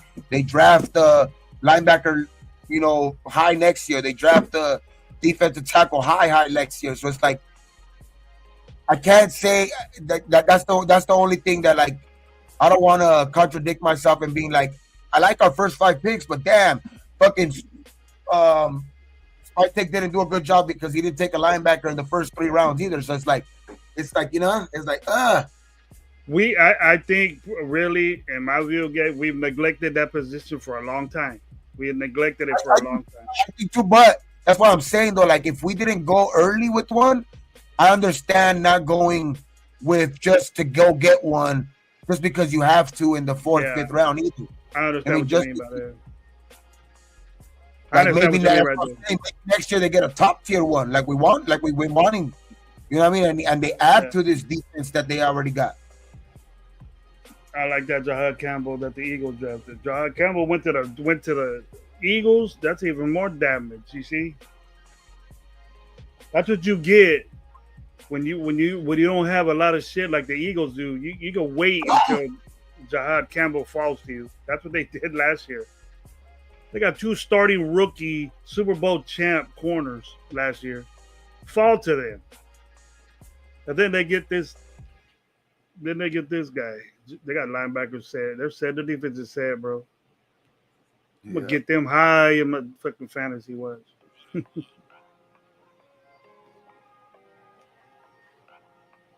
I'm sick Yeah. of that crap. Lewis is sick of it getting people a lot of linebacker questions, Gabe. You give some people some eggs and they make eggs. You give other people some eggs and they make an omelet. That's what I'm hoping. Uh, that's what I'm hoping Pete can do, man, because he's known to make omelets. You know what I mean? He's made some good omelets. You know what I mean? He made some good omelets in Seattle. So it's like Yeah. like you said, you know what I mean? If you want to take it with that analogy, like he made some good omelets already, so he knows how to cook. He knows how to cook the omelet. So it's like, can he still do it? That's all I'm saying. Can he still whip it up the same? You know what I mean? Can he still whip up you know what I mean, the pans the same way and still, But I that, see I that's what we're see hoping. what people are saying, defensive guys are saying that know their shit is that position, bro, is getting real small and thin. It's kind of like safety ish, Gabe. It's been that. It's been been that coming for the last couple of years. That this robo linebacker that they want to make a safety mentality and then turn him into a linebacker, it's not working very well. But I can see it still happening and happening because that big old Penn State linebacker that just stands there and rushes, it hits the B gap and all that. They're not doing that no more. They're moving. Linemen are moving. Guards are just as quick as linebackers. You know what I mean? And they got to change the position. And these tight ends aren't just not these prototypical tight ends that block anymore either. You know what I mean? They go out. We got one of those guys. So these linebackers have to be, taller, more rangier, longer arms, kind of a DB type background sometimes too. You know what I mean? So it's like, it's that's where it's moving towards but these athletes are also evolving too. But it's like, we need one of those guys though. We need one of those guys in the middle of the defense because I've always said that, bro. Like that, and that's why it hurt to lose Spillane, bro, because he was finally a guy like he wasn't the best in the league or anything like that, but damn good linebacker, a damn good linebacker. You know what I mean? He was good for us, bro. He was good for us. What he did. And that's why I'm saying, and the thing that people don't usually take into account the most too, dog. He was a leader. Yeah. He was a fucking leader. There's not many of those, bro. Like they say, not everybody's born to fucking lead, bro. And like he was the leader. It's hard to find those. I'm glad that we have one in Max. I mean, on the defensive side still, but it's hard to find those, bro. Like, and that's the only thing that's why that was a big loss. I think this is that, Pete is staying his old ways. And believe you me, the Legion of Boom was very, very athletic. Big, athletic guys that he had. And I think that's what he's going to for us about our secondary. yeah. The torta backer. They call it the torta backer. But I think he's evolving that defense into something that he's seen before. And y'all know what I mean. He's trying to make that again. But the safety part of it is we getting big dudes out there. Big dudes. Young. We're super young, man. And we got to take that into consideration before we start. We're going to be super young. Even the offensive line. JPJ's only been in the league he's balling out. He's been in the league 2 years. It's like Glaze the same 2 years in. We got a rookie running back starting for us. We got a quarterback that's never been a Raider before, but he knows how to play quarterback. When have you been? Are we not confident in this quarterback more than we were last year? Or are we just as confident in this quarterback? Yes, I'm more confident than I was last year. But I just hope the narrative changes, which. We just got to realize that our running game was detrimental for that offense, dude. We blamed everybody on that offense because we didn't have a running game. We forced the ball to those 2,000-yard receivers. We forced the ball to them. And we would have had a running game. They wouldn't have had 1,000 yards. Maybe Bowers would have, but I don't think Jacoby had targets of 20 targets, dude. 18, 17 targets. That's the go-to guy. We forced it to him. And we forced it to Bowers.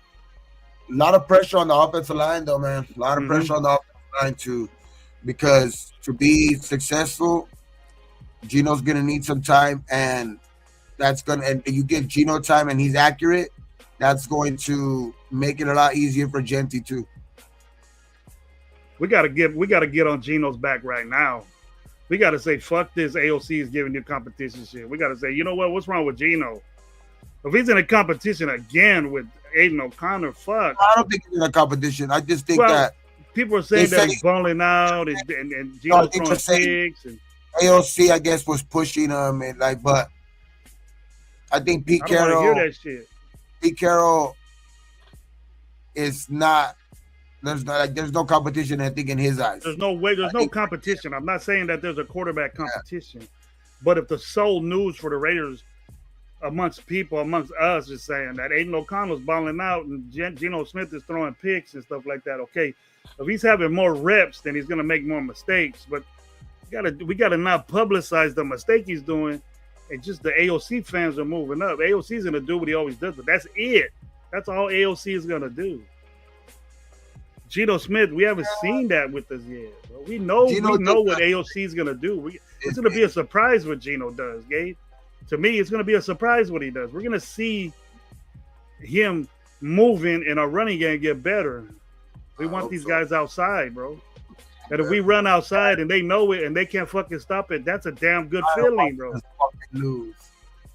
Tired of fucking watching us lose. I want to be competitive. Now I want to be in these fucking games, bro. Like it'd be easy. It'd be easy for me and Gabe to do it live right now if we were winning football games. But I'll tell you this, bro. I'm gonna bitch about this team until we start winning fucking football games, and I'm gonna wait. I'm gonna hold my tongue until then. We start winning games. You're gonna be hearing Gravy be positive. You're gonna think I changed. This new liver got Gravy crazy. You know what I mean? But make it happen, dude. Make it happen. We should be on Geno's back saying, let's go, man. What's going on? You know, not AOC's pushing him and this and that and putting out the narrative that he's not playing good, because that's what I got from it. I didn't hear nobody with that I trust or saying shit like that. Like, AOC is coming up. You know, the AOC is pushing them. I didn't think that. Well, when did this competition start? When did somebody say Geno ain't the starter? Fuck, I didn't ever heard that. You know what I mean? That hasn't been said at all. Yeah, I don't want to hear that. We need to jump on this dude's back and roll with him, bro. Like we did Minshew or AOC. You know, all of us. A bunch of people were saying we're gonna win 12 games with AOC and Minshew in there. Yeah, pump up your team. I understand that. Even I was on that, but we never seen Minshew play that way on all the teams that he been on. Until he came to the Raiders. And that bad situation that both those guys are in. I felt bad for both of them. There he goes. Does Geno need us on his back to be good? No, but we're not. My opinion, what I'm saying is that us, folks that have shows that you're on, we're not confident in them, bro. We are, but we're not saying it. I'm all for Geno to have a bomb ass season, bro. I'm all for that. I don't want AOC in there. We're gonna towel. I think we're gonna towel. Be able to towel, and you know we'll be able to towel because he is what he is.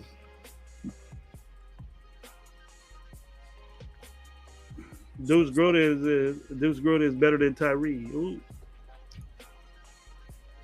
Hey man, it's just gonna be a crazy year, man.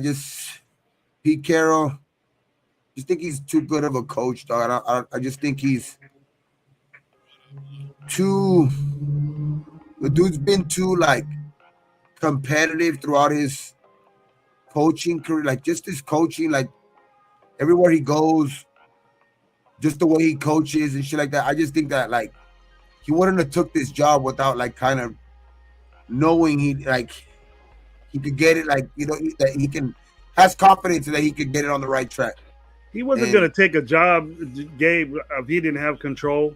He wasn't going to take a job if he wasn't, have a dominant say on who he gets or what he's going to do. You know what I mean? AP was strapped with that because he really didn't know.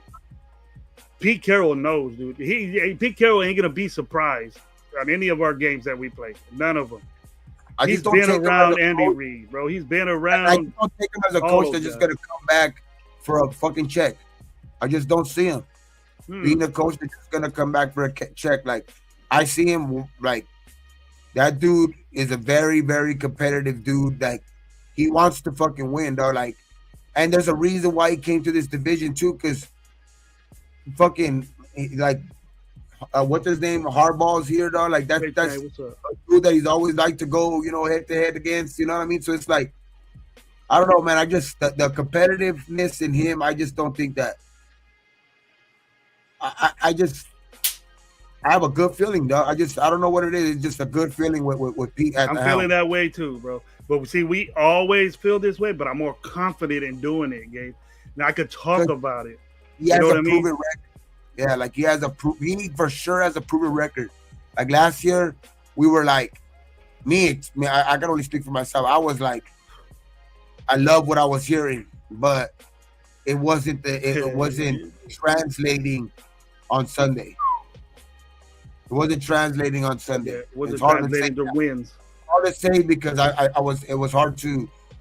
I didn't want to fucking never wanted to admit it, dog. Throughout the season, like like you wanted to prove it, point out. I was with the one of the purposes like trying to prove out, point out any little good thing, and almost ignoring a lot of the bad things that he did, and he did a lot of them. And I mean, the time management and shit like that, and all, like it just, you know what I mean. The Devontae Adams situation, like it's just a lot of stuff. You know what I mean, like that. I just don't see that being the case this year with Pete. Mm-hmm. You know what I mean, like, and I'm gonna be one of the first ones to be like, hey, shit. It was it for damn sure is different with Pete at the helm. Much as I like Wade, AP, much as I like Wade. AP, whatever it was, it's a lot different.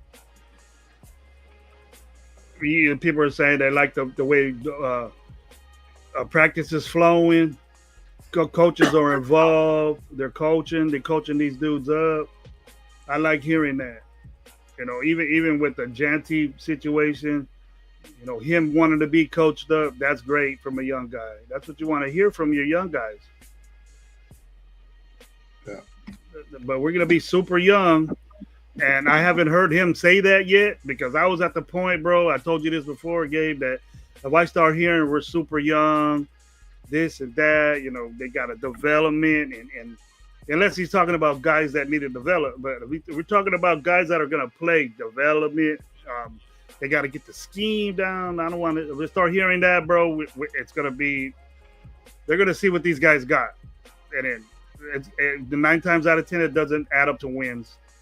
They're gonna play hard, bro.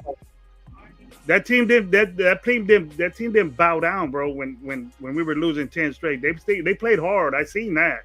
They were playing hard for AP. He didn't lose the team. It's just that they didn't have the numbers. They didn't have the dudes. We got some dudes now.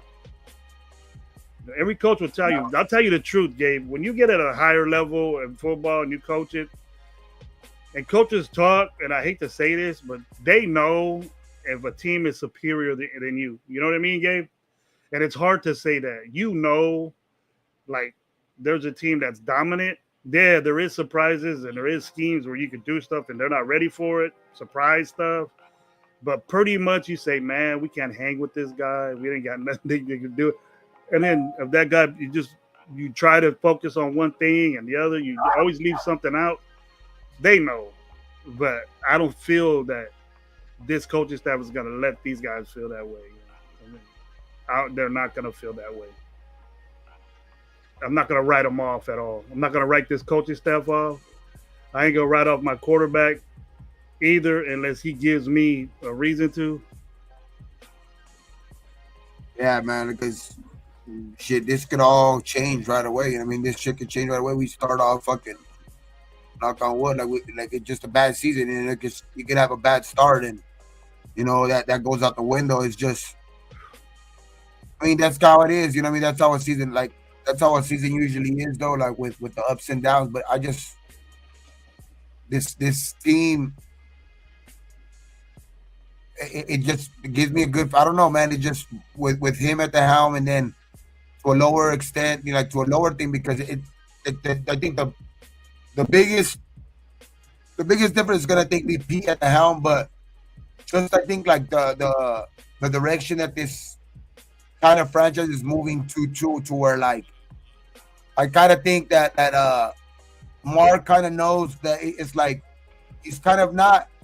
Of course, he's not dumb enough to relinquish the team, and he's smart for that shit. He's damn smart for that shit or anything like that. But he knows that, like, kind of taking a step back and letting other people kind of, do the work around him. And as much as I fucking hated Tom Brady and all of that shit, which I'm not ready to give him all the props yet, but it's just like he also.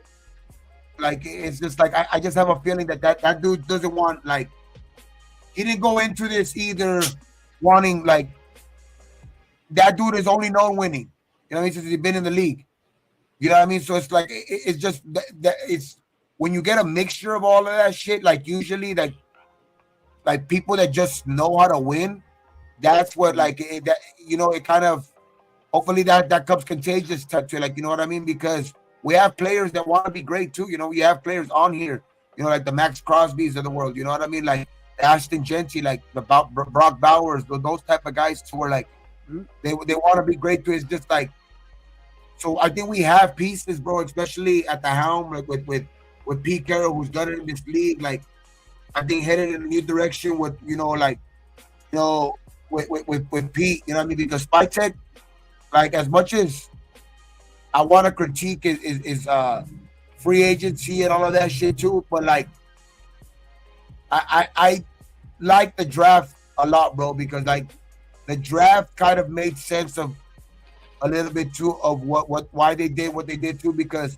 a lot of money did go to guys in house, even though we didn't weren't able to hold on to certain guys, which the most upset is for me is just Spillane, because the other guys were like definitely overpaid. So I could see that aspect when a lot of fans talk about that. But Spytek did a hell of a job, dog. I think he pulled me back in with the draft for sure. He was like he he reeled me back in with like a confidence with a little had a little gave me a little bit more confidence in he knows kind of what he's doing, especially with having a little bit money left over to play with, to possibly for like the Colton Miller situation, or possibly maybe bring on somebody late. You know what I mean? Like because there's a I mean the situation with like the Wilkins right now, to where we might need a little bit more depth at that right there, or like we've been talking about linebacking position, or just anything. You know what I mean? So it's like it's just gave me a lot more confidence in him. And like I was saying earlier, it also, I'm not going to be too picky, because I'm not like some fans just want everything fixed in 1 year, which we were also talking earlier in the offseason, where we literally had to fill like fucking 20 fucking empty positions because of the free agency that we were heading into, because of our own players. Just like the simple fact that we had no depth, as it was. You know what I mean? We were losing our quarterback. You know what I mean? Our starting quarterback from last year. You know what I mean? So it's like we had a lot of holes to fix. So I can't also be sitting here and say like, damn, and like be mad at the fact that we didn't fix the whole 53-man roster in 1 year. You know what I mean? So it's like it's gonna take time. Hold it real quick, Gabe. I got to get my second wave of pills and stuff. I'll be right back. Like one minute. Go ahead. Just a couple of seconds, bro. No, I just want it. Just for me, it's more of like just holding it into, like just keeping it a little bit into perspective a little bit sometimes, because that's why like I'm fuck it. I'm gonna say like I really do think we're gonna win around 7-8 games. That's where my like. I don't want to beat around the bush and say like that we're gonna be this 10-win team. Like you know what I mean? Can we? I think like if certain things fall our way, yeah, for sure. You know what I mean? We could, like, anything's possible. Like they say, anything any given Sunday. But that's why I say I think we're good to go on the over of Vegas. But I also am not going to be sit here and try to overhype it either and be like, damn, we're going to win, you know what I mean, 10, 11, 12 games, you know what I mean? Because I just think that this team is also very young. I think it's going to grow throughout the year too. But I just think that it's going to take a little bit of time, but we're going to see the difference in this team this year, bro. Just, I think as in the whole team aspect, coaching, like, just better like play calling, like just better structure in the team, where we're just put in better situations because we're taking timeouts at better situations. I know we keep harping on that, but that wins games. That's the difference between winning and losing sometimes, bro. Like it really is a game of fucking inches. You know what I mean? And when you're going into halftime sometimes, and you know what I mean, and you're holding on to 3 timeouts, or you're just, you know what I mean? It's just, a lot of situations last year to where we shot ourselves in the foot, and I think this year it's going to take some time because we're young, but the coaching I think is going to get to these younger guys. I think better. Like with, I think there's gonna be a better message, like the better messenger is what I'm trying to say. Like there's gonna be a better messenger at the helm, to where he's more credible. Because as much as you want to say, like I know, like he won a Super Bowl, AP won a Super Bowl and all that shit, but he was a rookie coach, so there's guys in that locker room that were questioning it, and I just don't think that's the situation with Pete, with all his experience, with, you know what I mean, he has the rings to prove it.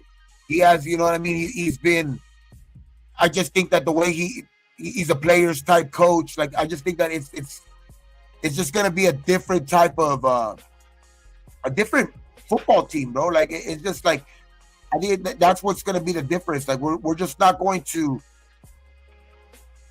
That's what's gonna be the biggest shock to a lot of people. It's gonna be, this team's just gonna be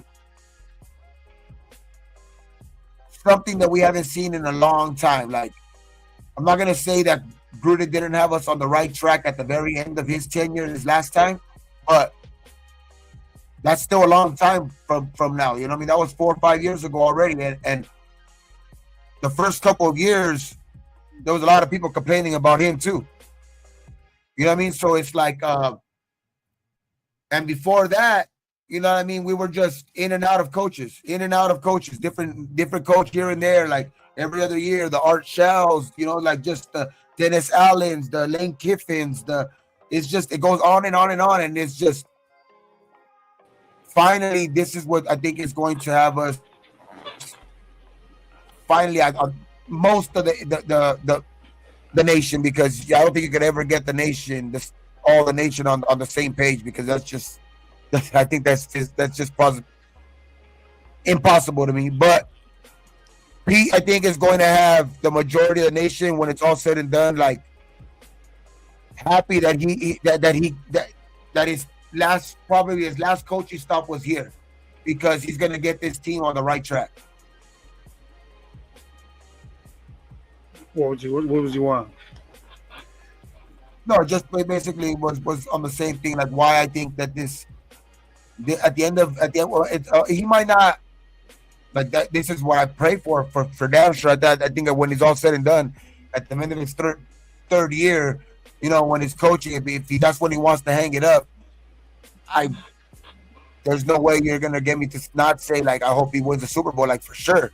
But damn, bro, like, just to get this team on the right track, and a team that's battling for playoffs every year, or battling for the division every year, that's going to be the biggest step, because then a coach could step in and, you know what I mean, take over a team where that's already on the right track, you know what I mean? And I just think it's going to be easier to find coaches willing to take a job like that. You know what I mean? Because it's not going to be a situation where they're firing a coach because he just didn't hack it. He's going to probably be, hopefully he could just name a successor from a guy that maybe comes out of his staff, because that would probably be like the best case scenario, like, because, you know what I mean, especially if he gets us on the right track. But like if he leaves us on the right track and he leaves, that's not the same situation that we've been in all these other fucking years, where we're forced to fire the coach because we just suck. I mean, this is just because he's going to be damn near 80 years old, and, you know, it's time for him to finally call it quits. You know what I mean? It's just, that's much easier to find a coach with a big time resume when you're in that situation, instead of the other situation when you're just a team that's like, fuck, you're in cap hell, and you don't have the players, no resources to even come back.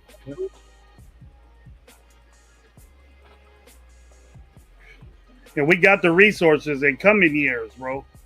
and then we gotta have the same. We're gonna have draft picks. It looks like these guys don't want to waste draft picks because they need to get. We need to get more dudes.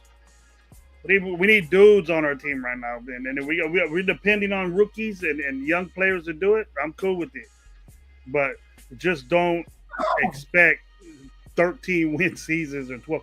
It's gonna be we compete. We're gonna compete very well than last year. I think so. Yeah. With good teams, we compete with Philly. We compete with Washington.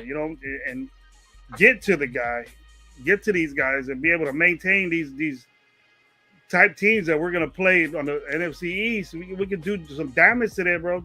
I'm gonna be satisfied with what we're doing. We didn't look good last year, Gabe, and we said it over and over again. It looked bad. It looked bad. So yeah, because the NFC had the two NFC champions were on from the NFC East, and then Dallas is improved, dog. You know what I mean? Like as much as like I don't want like I hate Dallas and I like clowning on Dallas, but they're getting their starting quarterback back. You know what I mean? It is Dak, but like I like talking shit on him too. But he is better than what they had, and they did get George Pickens, and if he just wants to play football, that's a deadly fucking combo at receiver. You know what I mean? So it's like that could be that's the division we're playing, right? And then we got our own division where we had three fucking playoff teams. mm-hmm. And we had three playoff teams in our own division. We got to play six times right there. 6 games right there. We got to get at least 3 of them, 3 or 4 of them. Tough schedule, but I'll be happy. I mean, everybody like that's football. I mean, that's the NFL though. Like nobody's gonna have it easy though. At the end of the day, because you just don't know what's gonna happen with the teams in front of you either way. Like shit, you never know what like a team can suffer the injury bug this next year. You know what I mean? Like we were one of those teams last year. I think we were definitely one of those teams last year. We suffered a big time injury bug, but like there's always teams like that. So it's like that's also big. It's football. So we have to play the team. You can only play the teams that are on your schedule, right? So whoever the fuck it is, we just got to go out there and play better football. And that's the thing, Gabe. I can't, and I don't know if it's just me and how important I know Christian Wilkins will be to this team, even though he only played 5 games last year. And by the 3rd game, I think the Raiders were at the bottom of stopping the run because we went to that Kansas City game and we got totally ran the shit on by those 2 low-budget running backs that they had. They had JT Dobbins and the other guy, Gus. They were hurt the season before, got cut from their team, stayed, and then balled out on us when we played against them. And they did the same thing when we played them the second time. Yeah, they were both from at home. They're both from Baltimore. We cannot let that happen. And then the next week, we shut down Henry. He only had like 80-something yards, but we shut it. We do good with him, but these 2 guys from San Diego in our division that we needed to win.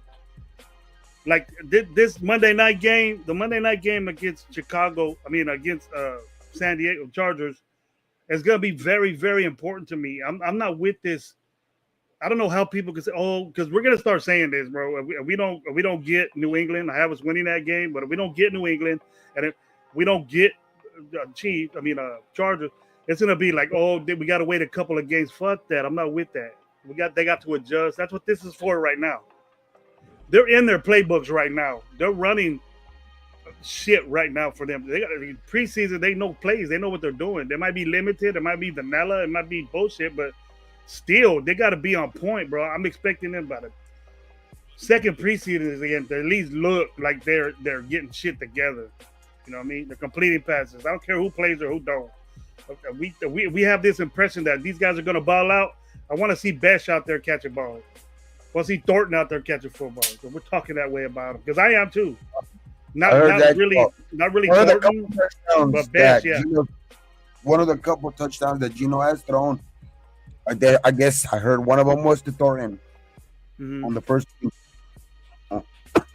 On the first team defense too. So They're Hopefully, showing drills. They're showing drills on YouTube of the OTA of the practice team.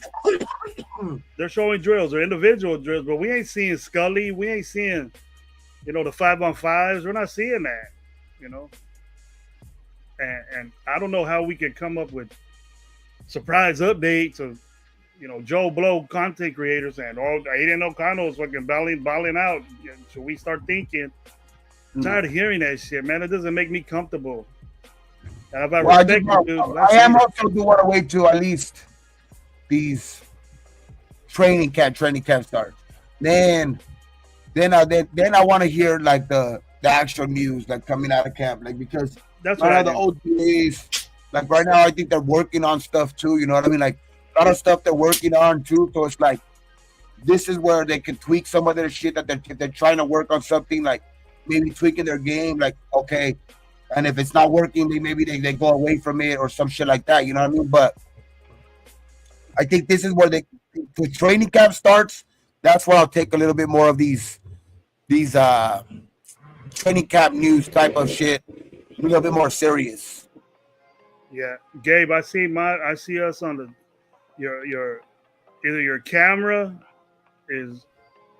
It looks like your camera's dirty. You're like a slow, blurry. Oh yeah, I'm watching us on YouTube, and you're shady, but I look clear. But yeah, I don't know if I see it. I see a different one. I do see it blurry. That's what they were saying in the chat. Wants to look good, bro. G&G show, we gotta look good. Man, Lindenberg ain't ready. Eichenberg ain't ready. As soon as they play a snap, man, they will be tested. They're getting work in, man. I think our linebackers are getting work in. They have to. And I'm expecting those seasons. I might have been overdoing myself, but I expected at least Eichenberg to get in there, man. He was badass in college, bro. He was a monster in college. What happened to that dude? And AP was that's the reason why that's the reason why I was thinking about that guy so highly, even though he was a pick. But linebackers, it's like a different dude. The linebackers are different people, and we gotta make him that man again. Because he didn't look like it. We see him in there playing linebacker. He just needs the opportunity. He just needs the opportunity, the reps to get in there. And he got to take advantage of that situation. When he's in, dude, take care of that shit. I hope all of us feel the same way. Here we go, right here. Rock. AP didn't even handle all the field bit. Sean Sanders been head hunting Raiders. What no response from us expecting. He can say what he wants, I think that they're. I just hope that this division we don't do the same thing we did last year. We got to win some games. I don't care if they're home games. We can squeeze a game on the road in our division. We got to think about this. If we win 3 games in our division, we're 95% better than our total wins last year, 90%. So let's win a couple of these other games. We beat the Giants. There's no way we should lose to the Giants. There's no way we should, even though Shador fucking plays. Fuck Shador Sanders. I don't care if we play them against the Bears. Gotta beat that ass. Fuck Kansas City too. We gotta get them. I don't care if it's the last game of the season. You think that, Gabe? Do you think that Kansas City has a number 1 seed by in the first round that they're not gonna play their starters to beat us at home the last game of the season? Sure. They might not play Mahomes, but a lot of them motherfuckers are going to want to get at us. I'll tell you that. Oh yeah, for sure. And it might matter for us. Kansas City ain't going to let us go into the playoffs. None of them teams are going to let us and let the Raiders go into the playoffs. We got 9 wins and we're going in. We got 8 wins and we're going into that last game with Kansas City. That's a must win for us. At least we'll be in the hunt. By then, if we get 9 wins, we'll be in the hunt of a lot of those, things that they say. That'll be great. That'll be great for us to be in that type of situation. That's gonna be the Larissa, what's up? The measuring stick, though, right there. Like the game within our division, bro. If we could just be, competitive in those games, and be like and win some of those games, though, like those are gonna be like the it's going because those, like I said, those are three playoff teams right there. That's going to be, in our if you division. can make it, if you can be competitive and even be like 500 in your own division, which Mm. is, I think it's the to me it's the best division in football. Like, especially now, what you added, like you add another Super Bowl winning coach to the team, like, and like you add Geno Smith, which I know Geno hasn't done much, but he's still, I mean, just it just makes this division just that much more like competitive as a whole too. Like, I just think this as a whole, this is the best division, and if you can just be good in this division, I think like everything else will work itself out now, because there's still teams that are growing up too, like, and that have a lot of stuff to prove too, like coaches to have to prove something on their side too. Like, they're not as proven as Pete Carroll is in this league. I mean, a lot of these coaches, you know what I mean, that are with these teams, are like first time coaches, and or even like Vrabel, you know what I mean? And it's like we have him game one, you know what I mean? Like, it's like he has a young team he's trying to, get back. He's not as proven as in this league as a Pete Carroll. So it's like, I think if you can just be competitive in I think everything else will work itself out. Now, I think we'll end up being, at the end of the year, we'll look up and we'll be like, damn, dog, we're gonna be a dangerous team moving forward. Yeah, but I thought we if this is true about Wilkins, I thought that put a big dent is the way I feel about that, because I was looking at that lineup there and I said, man, people are talking about that. These guys are coming. They're gonna come at these quarterbacks. They're We gonna just come at fucked up, these man, before the season even starts. Like, hopefully this and is make just linebackers. But wait, hold on. You know that it makes the linebackers liable more if Christian Wilkins isn't there. And do I trust this guy? The run stuffer's great. That I understand that, but what if they start throwing the ball on us, bro? And then we got to worry about that. Get in nickel, try to stop the run with a nickel back and another safety, but you still got guys out there to cover. Are we capable of doing that? Are we, without Wilkins? We're saying we need these young guys to step up. Yes, we have to, but I want to see that. We're not. Tonka is getting busy because Wilkins is not participating. You know what I mean? He's showing good work. Haven't heard that from none of these guys yet. And it's young. It's a young thing, but if we're that's hearing why all this shit, we're hearing all this shit about AOC against Geno and Janty, whatever, but we're not hearing nothing about Gainer. We're not hearing nothing about F. I'm not really Lindenberg. I'm not really worried about, because he needs to develop. But Eichenberg, we expect a lot from him, and then we expect a lot from Roberts. So we expect a lot from, the other guy, the Bennett guy we just got, that's been on a bunch of teams. It's just, I don't know if I should feel like that, bro. It's not my way. I was confident on the defense when Wilkins was sitting there, and then now I'm not. Yeah, that's the thing. It's crazy because he's like same shit last year. Like that's what I'm saying. I'm hoping that it's on the, like, he could be, as long as he's healthy at some point in this fucking year, that'll be awesome. Like, just as like especially if sooner. No, I'm talking about Wilkins.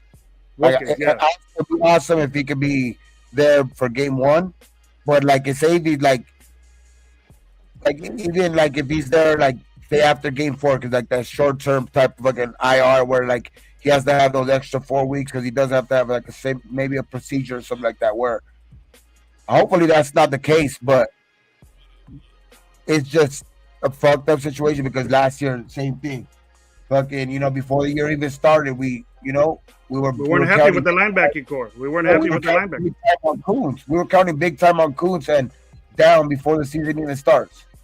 You know what I mean? So it's like, and then week 5 Wilkins went down, so that's why it's crazy too, because almost been a whole damn year already, dog. So it's like shit, man. Like it's just like that's worrisome because he's a high price player that we brought in and a guy that we were counting on big time too to make this line that much more dangerous because he has been good in this league. And it's like that's what we were expecting. But if he's gonna just be on the damn sideline the whole time, that shit's frustrating. I mean, that shit is fucking frustrating, not We're gonna because say that. We're gonna say that. Well, where? How come Eichenberg is not in there? Of these linebackers, the run stuffers, and one of them, me and you both had said, Gabe, that he's only in there for 2 downs. You know what I mean? And he's in there on running downs. Now, if he's gonna be our green dot guy, I'm hearing that about Eichenberg. Eichenberg is a green dot guy. So is he in there? Do we know he's with the ones? Or are we? they said he picked six fucking Gino. They said he picked six Gino.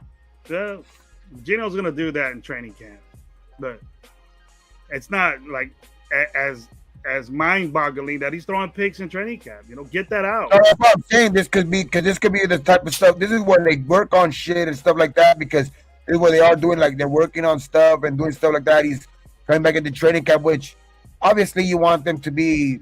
You want to hear nothing but good shit out of it and all that stuff. But I'm also not gonna take it with a grain of salt. But I'm also going to take it for what it is. Like it is OTAs and shit like that. So, I mean, I just think that I'm gonna wait till actual training camp when it starts when they start implementing everybody's out there. You know what I mean? So it's like that's when I think that's when you'll start July when July comes around and they have to basically when they get pads on, bro, huh? Basically when they're padded up. That's what I want to see. That's when I'll be looking out for little reports here and there, like Gino's looking good or Gino's looking bad, and training camp or this and that, or this certain players, looking, jumping off the screen, jumping off the, practice squad, whatever it is, you know what I mean? So it's like, I think that's when I'll be able to kind of take it more serious.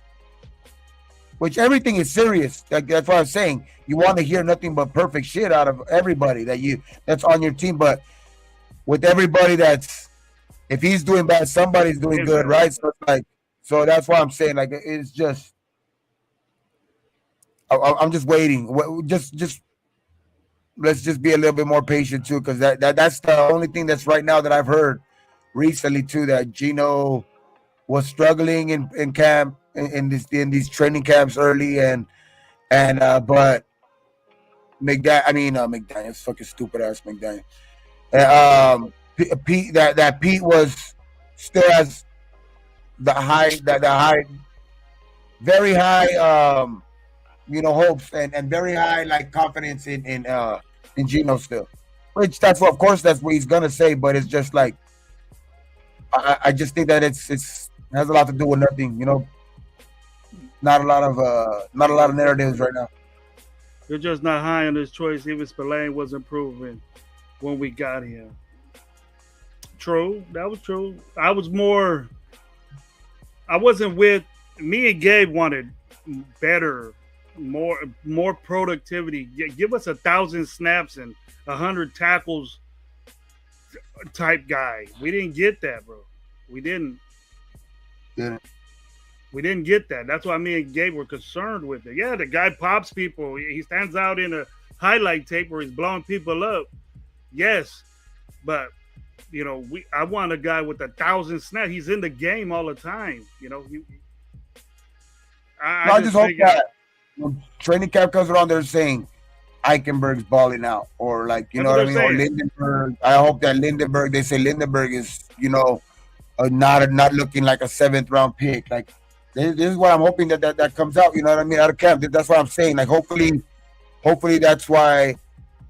That's what I'm saying. I'm waiting till actually like when July comes around, and you know what I mean. Like they're putting in those young guys to be tested against the first team offense and shit like that. Like that's when, and you're hearing like those guys are actually stepping up, or you're hearing that one of these rookie defensive linemen is balling out. You know what I mean? These or like Tonko or JJ is balling out in camp. Like That's what I'm waiting for. Like hopefully that's what hopefully that's what we do here. Now we need Pagoose and Tonka to now I want to hear about them now that they're doing this because I mean Wilkins ain't in there doing nothing. So let's see what you got, youngster. Get out there, prove your points, and make it iffy to the coaches and say, hey, this dude needs to play in the game. So after we should be saying Wilkins who. It'll just be an added benefit when Wilkins gets in there. That's what I think. Of these young guys to pan out. But I don't want my $100 million defensive tackle sitting there with a bad foot playing in the game either. Ain't lying. I don't want that. Hope we could be ready for game one, dog. Like that's the best case scenario right there. Like hopefully he's ready game one, and it's like he's 100%. Like shit. Like that's the best case. Like, or maybe he's never gonna be 100% again. Like maybe that's just gonna be the fact of the matter. But hopefully he's just ready to play, and he's ready. And he has that pain threshold to where like we might see him in a boot after every game, but Yep. hopefully, as long as we see him out there every game and he's actually, performing, that's what the most important Don't be thing. surprised if you see that every game. You'd probably walk out with that right after the game's over. You probably put a boot on and shit. You know, big man like that with hurt foot. Ooh, that's not good, Gabe. Never. So hopefully Never. that's I'm just hope the best case scenario that he's ready for game one,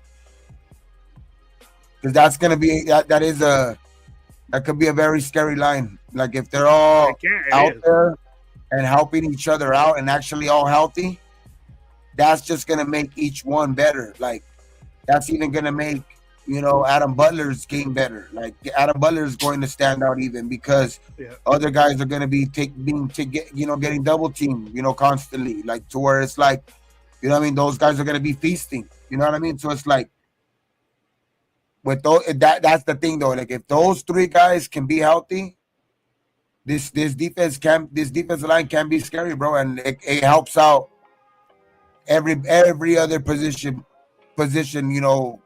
category. Like it helps out the linebackers. It helps out, because if the quarterback doesn't have time to throw, like it's just makes the team a lot more one dimensional. And then, the linebackers can feast on just having to stop the run. And we do have. It looks like we have those type of guys. So that's what I'm saying. So it's like our defensive line is going to be important, man. Important. Damn.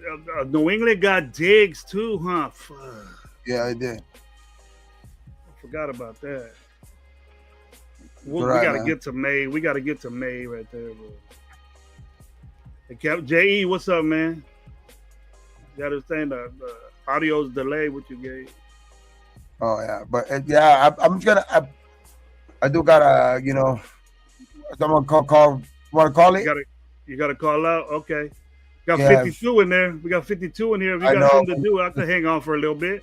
I'll All hang right, on for for a sure. little bit after. Go ahead and do what you gotta do. Yeah. I'll All answer a right, couple man. of these questions for a little bit. For sure. But Yeah. hey, All man. right, bro. Everybody, man. Thank you guys. Fucking shit. Shout out to the 52 in the chat right now. Shit. Like.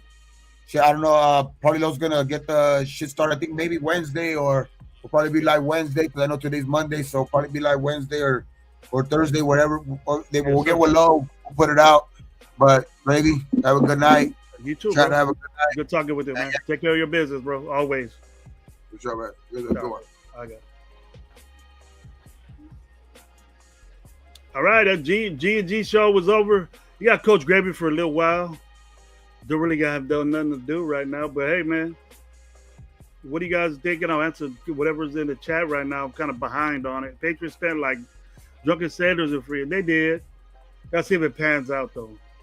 I'm with what Pete Carroll wants to do. I'm with what Spytek did, and then I don't know. I've never been really super excited about. I've seen in our chat and others on other shows that I like that you know June 1st is a big deal for us. You know what I think about those guys that get let go June 1st usually are cap hits to that team. They can't afford them or they don't want to pay them as much, so they cut them on June 1st, and then I really don't know what the scenario is with them, if they could go to anybody else or whatever. But you're gonna pay. It ain't gonna be he could come to the Raiders on a discount. Usually they want an extension or they're overpaid on what they're doing right now. And what makes everybody think that June 1st cuts are coming? These guys are gonna want to get paid cheaper. They had a contract that was signed by the team. They're just getting cut. And what I was told is that those guys, usually they got a lot of guaranteed money on their contract still. They're still going to have to get paid by that team if there is a lot of. Usually they get cut because there's not a lot of guaranteed money, and they cut them to get somebody better at another position or that same one. So they cut them. So why would these guys, if they're performing, and a lot of these guys are going to be performing well, and they're just going to get cut by their team, and usually it's not because they played bad. Is that the cap? They're going to take a super duper hit with them. They don't can afford them, kind of in a way, and so it ain't like, oh, I'm going to go to the Raiders under. We can't say that under a vet minimum. If he's a baller, it ain't going to happen that way. They still get paid.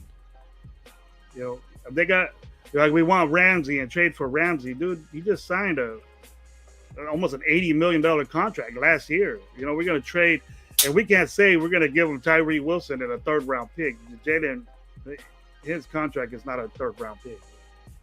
It's second or maybe around there. And Tyree Wilson is not an asset we can give anybody. I think maybe AOC would.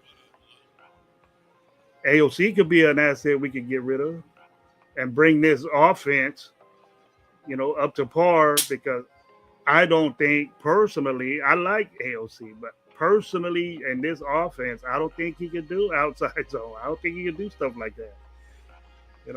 He's an under the center type guy that's slow on the back pedal. Or they put him in shotgun because he's so freaking slow. But we all know in the NFL, you got to go under the center. You got to be quick enough to do it, and he's not. Yeah, he was his internet or whatever he was at or something. Maybe his reception wasn't that good, but he had stuff to do. But I appreciate the 52 people in the chat, man. I can't let you go. Looks like you guys are one of the top ball. Here we go, Stam T. What's up, man? How you doing? I think the sent more trying to replace Spillane than it would have cost outbid the Patriots. I thought we pushed them, but I would have paid that for that dude. That's adequate money for him, what he did with us. We don't think so? Dude had 100 tackles. 100 something tackles for us. Do we got that in Roberts? Hey, I'm all for it. I'm all for it, bro. For updating though, the updating with dudes, it seems like we want a guy, a linebacker. We just can't get anybody. There's nobody out there in free agency that'd be adequate for us. And I just don't think we replaced Spillane at all. Maybe we did, but to me, nah, man, nah, I don't think so. It's a problem, and we might see it, and I hope we don't.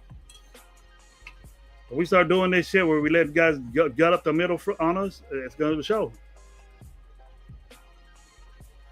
That's why Christian Wilkins is so important to be there, man. Because I don't know if I could trust a rookie out there right now. Can you?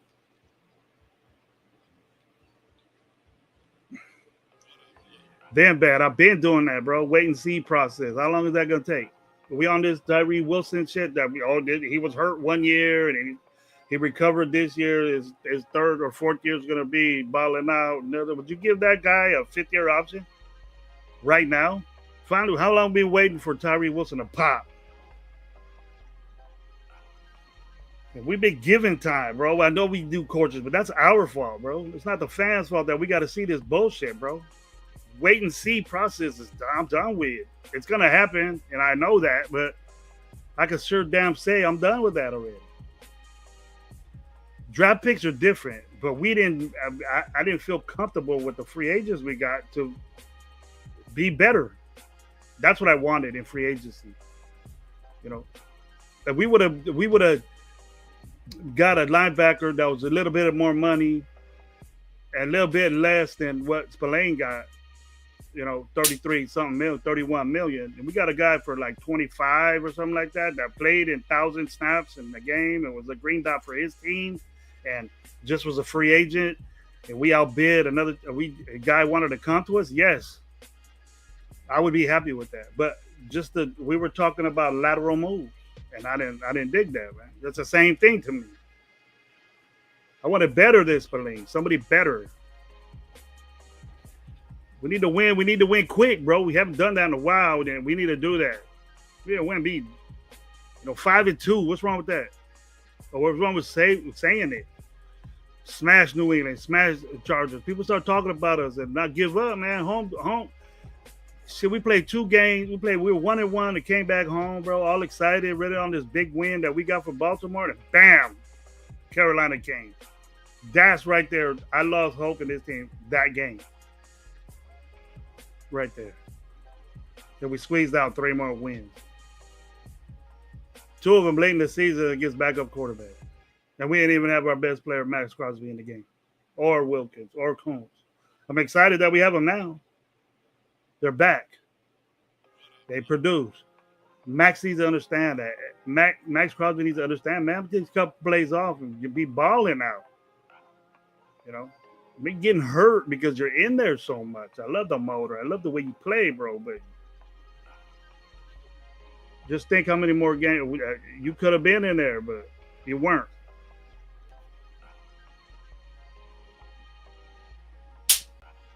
We are up against it in our division. Yeah, man. We got to win our divisions. And there's no win. There's no if and or buts about it. We got to get wins in our division. I'll be pissed if we do the same thing. We win 1 game, I'll be mad as hell. It's an obvious 1-game win. That'll be bullshit. And I know Pete's really, really thinking about that. Pete probably looked at that record and said, this is bullshit right here. We can't do this again. You can't have no hope if you don't win the division, man. You can't have no hope if you don't win a couple games in the division at all. No hope. Ain't no team lost every game in their division and made the playoffs. I look it up. I bet you it's never happened. Go own your 6 in your division, and those are only 6 losses you got. You'll be what, 11? And you probably would make the playoffs, but that's not good. That means probably you had a sorry schedule. You're just that type team. I don't know. But you got to win games in the division to be in the mix. Kansas City is going right at the middle of the defense. The middle of the defense is our problem. It's been our problem, Lewis. I've been saying that. I've been exposing that for a long time, bro. That's why I wasn't happy, bro. I wasn't happy when Patrick Graham came back. I wasn't happy with that. But if I'm going to talk about it, then I have to get with the guy. Being a different staff, a very good defensive-minded coach that has authority in that defense, and it's not like the way it was last year where we had a guy that wasn't even a head coach probably telling AP what to run or besides Patrick Graham. So we got to jump on this coaching staff. We got to appreciate that and hope that they do the best they can to get these young guys going, because my win-loss record as far as the overall was, I expect these young guys to be in the game in certain games that I pick us win or losing. We're at game 4 and all these young guys start playing. Unless they all get the hint and adjust to this NFL quickly, or we just go through the motions with young players and they make a shitload of mistakes and we just got to accept it. But we can't say that these rookies are ass. These rookies, yet. We can't say that. Because we're a young team, man. Super young. And with a guy like Wook is being hurt, shoo, it's it's bad for me. For me, it's bad. I don't like it. It's bad news. And I'm tired of hearing that shit every season. We can't go through a whole off season with just hearing some good shit. That this guy's doing great. You're hearing a lot of that. But they got shorts and they're running around all over the place because they know they're not really getting physical. They put the pads on. We're gonna start seeing who the who the who the Janes are, basically. We're gonna find that out quick. And I think linebacker is one of those positions that we're probably gonna hear a lot of. I hope good things about. Start hearing that, then he gets it. He's the green dot. We don't know. We don't know yet. With pretty much a rookie coach, Getsy, sorry ass, Alfredo. I like Chip Kelly's better than all of them. I think as far maybe the running game, I thought Norv Turner was everybody. Everybody pretty much takes. I'm pretty sure a lot of coaches pretty much take a little bit of what Norv Turner did in the past, so, especially in power schemes, because he was a master at that. He's a very good coach at running the football. Chip Kelly is too, but Chip Kelly's a better version of Norv Turner. He does outside zone type stuff, flexes you out, spread type stuff. And he might compact things. We don't know. But just the creativity of that dude, that he has, you ain't gonna change. He make us some adjustments early on and try to adapt to his players and stuff, but he knows right off the rip that dude's all football. You could tell. He's all football. And with the athletes that he has, with a guy like Bowers, it'll be special. Because Bowers is that a tight end for like Chip Kelly would want. Not really Michael Myers. I was saying that, before that I don't think he's been on the trade block, and I haven't heard any bitching about it, but I think it'll be good to have both of them. They're going to be in limited roles. Mike Myers is going to be a limited role. Michael Mayer is going to be in a limited role. So, that's pay to do that. But game time is a perfect time to start because they get all that flow. I don't think Michael Mayer is going to be around that much longer. We got stuck in this 12 personnel. I really don't see Chip Kelly run a grip of it, and we got really stuck on 12 personnel without knowing formations or what scheme that could be in. 12 personnel. Yeah, you got two tight ends over there, but I would rather see something different. 21 or something different. Two running backs and one tight end. Or, you're gonna have guys going in motion. You're gonna have a lot of vertical, horizontal game, and the vertical game will come with that. But he's an outside guy. He likes to hit the perimeter. So speed is a real good thing for him. That's why we see our guys running Chris routes. Probably get the ball out fast. That'd be great. Hope it's different.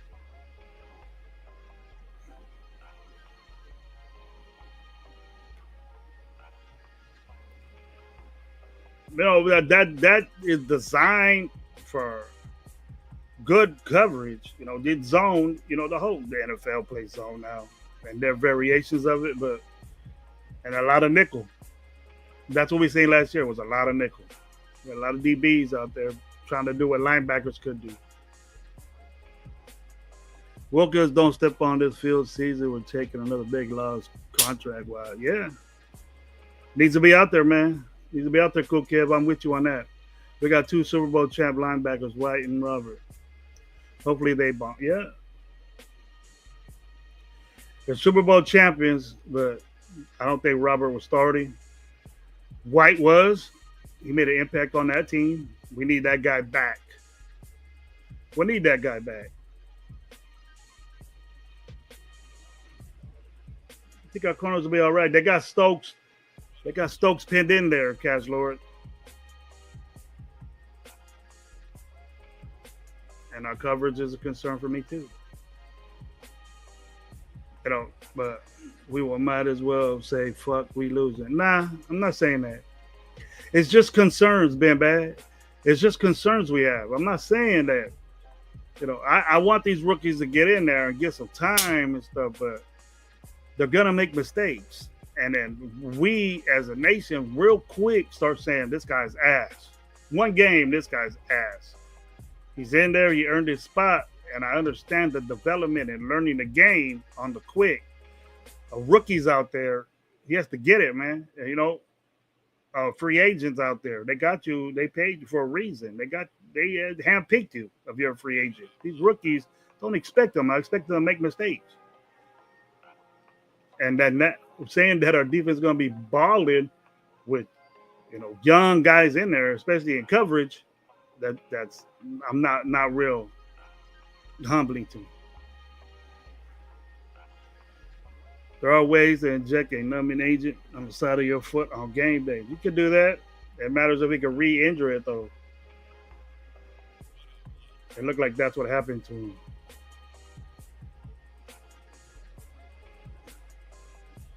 Here we got, I don't get the negativity. Why bother showing up if you don't know the outcome? I'm not saying that, Ben Bad. I want these guys to play. I want these guys, but with this injury to Wilkins, I'm just talking about the defensive lineman here. We're super young in the DB, and it might show, bro. I got confidence in these guys, but people are concerned about it, and me too. I'm concerned about offensively too. I'm concerned about what Genty's going to be doing. I'm concerned about if he understands the speed of the defense. What's up, Bueno? How you doing, man? Good to see you. Thanks for being here. That is positive. And now what coming out of my pocket? The money? I've been saying that. I don't know why we bitching about money all the time when we got it. We were bitching about, we were all happy that we had all this money to give free agents, and we really didn't spend no money on it. We got Max back. We paid money to Gino. I understand that. It was two guys that we needed to get, but on the side, linebackers, I don't give a shit about I never get in the Raiders' pocket. We're cheap right now. We're on a budget. Still got money kicking it. But we got two veterans that we need to sign, and we need to get more guys on our team. People are saying that in the chat. We need to get more guys. I'm not the only one saying it.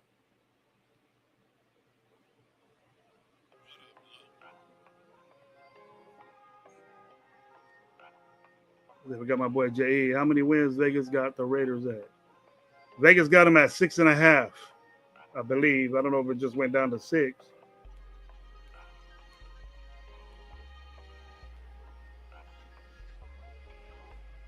He's rocked up. He's pretty thick. Yeah, got Bowers on that pause trip. He should have said pause on that one. People were saying that. Gabe said people were saying that about him. Lewis, what's up? I saw our linebackers lost. Spike Take dropped in the 7th round. Vegas saw that. It drops to 6.5 wins. We adjust to that, man. I don't want to see young guys running around there. I want guys to shine at that linebacker spot. So everybody's concerned with it, just like me.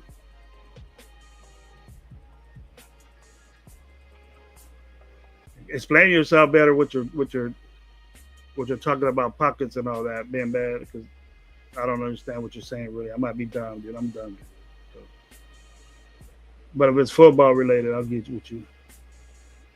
That guy Barrett they signed is a good cover linebacker.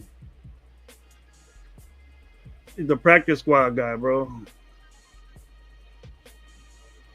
He's a good coverage linebacker on the practice squad. Come on, man. They do good, dude. Spillane was one. These guys are, hey, look. I'm not saying that he's gonna pan out, bro, but I'm not confident in that. Who is he? Who is he? What has he done? He comes to the Raiders, he's a ball out. Think about that, what you're saying. Hope he does. I hope he does. But are you confident in that? I'm not a whack ass Raider fan because I'm not.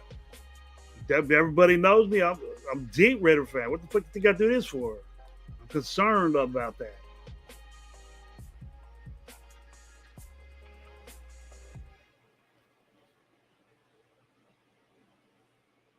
Bandits are good prospect.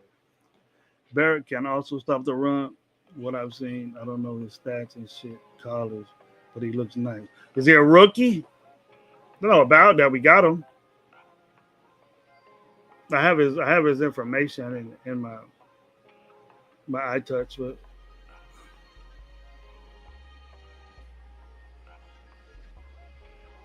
I'm not going to bother until 2006 if the team is already going to be trouble.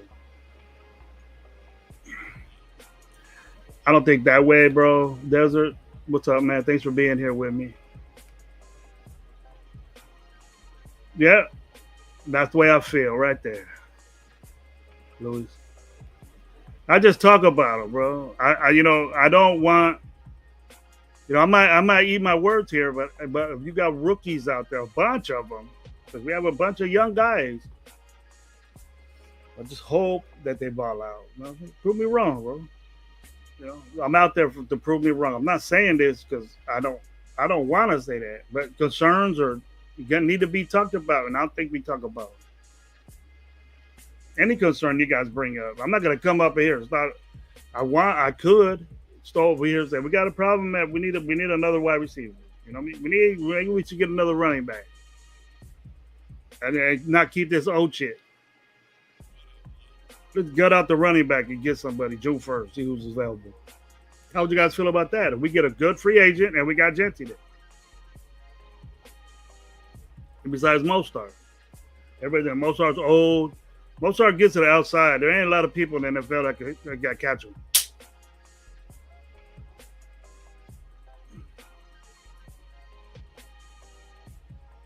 Ain't no pads, you're right.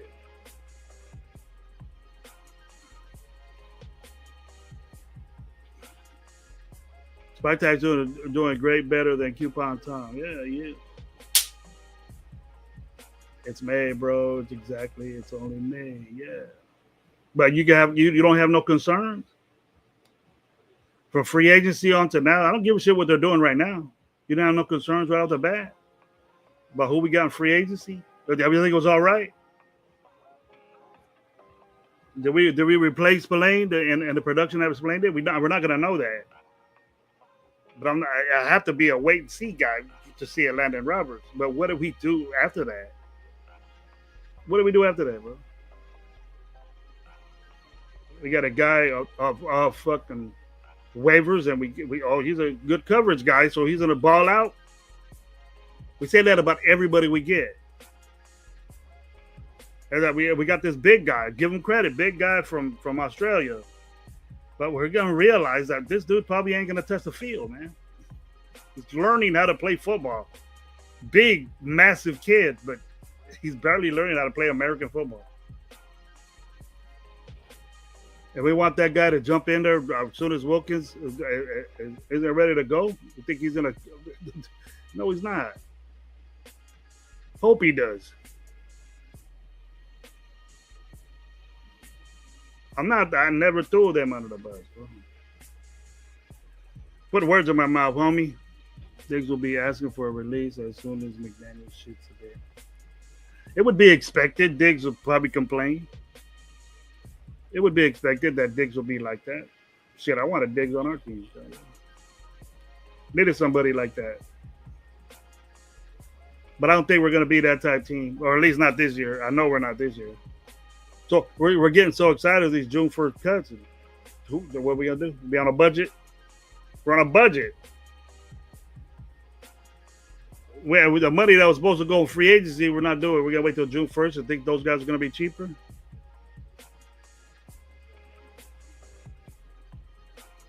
Oh, I'm way down. Giving props to May. Opinion of the top one. Bro, Gabe later. No, bro, Gabe later. There we go, Louise. On paper, Ravens don't look good. Drafted in this 7th round, losing the core free agency. But you're right. We got to see it. Yes. But I want to see it now.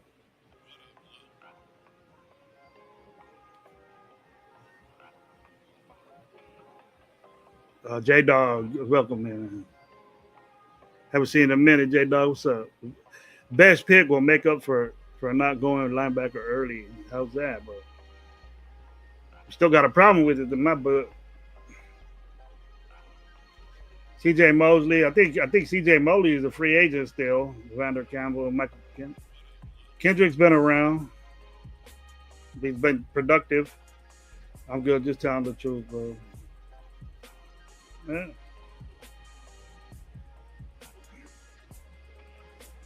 Reason why we can't spend guys, we're going to get paid next year. But we had so much money, we could get anybody we wanted. Here we go, Red Pete. Gravy, pour the knowledge. What is more of a concern? The back 7 on D underground, 4th year, or another O-line combo under Carroll's son? That's a tough. That's a tough two situations that. But I think our offensive line with these young guys, they're gonna play. I think these young guys are gonna play, and because I don't think we have a choice. You know, we go out there this June 1st with a top notch offensive lineman. Let's go get them because I think we're replacing. You know, with the guys we got high, they were 3rd-round picks. Guys we got high replacements for Miller and for somebody, you know, to take his spot. You know, that's why I expect him to have a 1-year deal, guaranteed money, and they're preparing his replacement this year. And Miller, I would pay Miller. I would give Miller more years, but I think that's what they did this year. Inconsistent play in the beginning. He did a little bit better at the end, you know, and we gotta just accept that. And I think, you know, the best pickup is Jacoby ain't gonna getting older. He ain't gonna be able to hang around. I think best is gonna replace him, and then we'll go get a free agent or something like that in the long term. I hope that's not the case. Jacoby's great for our team. He doesn't drop the football, man. You gotta have a guy like that. You just can't let a guy like that go.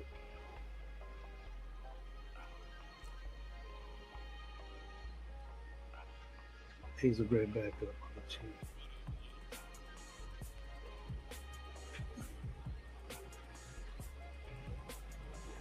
I don't think AOC is gonna go anywhere, bro, because I think he's gonna play his way into that backup.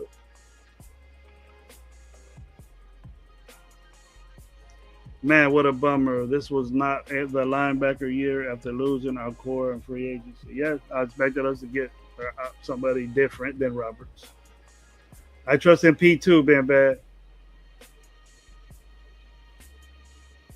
That's for the rookies. And I know they're going to play, bro.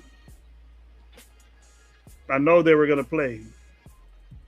I know they're going to play. I know my chat's behind, bro. I'm going to get up there right now. If anybody else new comes on, it's Lewis and Desert. Nah, Gravy. What'd you say right here? I'm just going to see what big ones. Not great. My 2-6 comment was sarcastic. The team hasn't taken the field yet. I remain optimistic. Okay. Yeah. If you feel great, we're not trying to be negative. I'm not trying to be negative either, bro. I respect your opinion, bro. I respect your concern. Your concern is linebacking core. I'm concerned about it too. I'm behind on the chat. Money Chuck, what's up, man? Greetings, coach. Okay, I'm caught up now. And I got Luis right here. I'll read this one, Luis. If Chan can get the speed coverage done, that's huge. Yes, sir. Yes, sir. You should know a little bit about football right there. He's a big kid, bro. I seen him. He's a big guy. He looked like he could hit. And then I seen it on his tapes that he could hit. Coverage, you know, I told everybody before that If you look at CD Lamb's highlight tapes and people in this division, you know, if they played Washington, you see number 11 behind a lot of those receivers. I'll tell you that. But it was a highlight tape. You seen a lot. You seen a lot of 11 not covering those guys very well. But we say who can cover, you know, CD Lamb. You know, if you're a safety, he can't get deeper than you. So why is he ahead of you? That's my concern.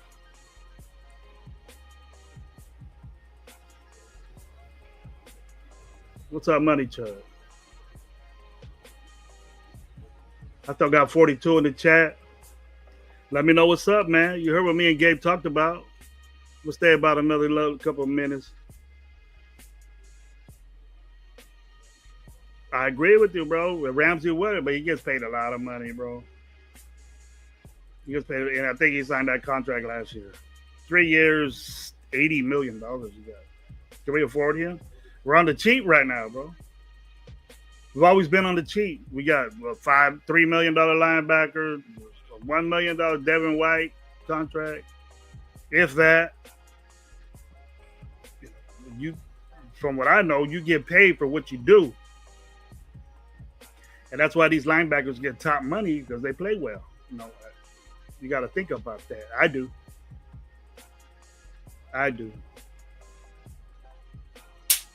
And Ramsey's a little up there, but he still covers the bomb. He talk about moving him to safety. Oh, he could be a safety too. So just with them coverage, you know, a lot of us Raider fans been talking Ramsey. So I like that. I like that move, but will we do it? I doubt it. Justin Simmons too. I love Justin Simmons, DeMarcus. Thank you for being here, brother. I love that move, Justin Simmons. Ramsey is like Seawood, yeah.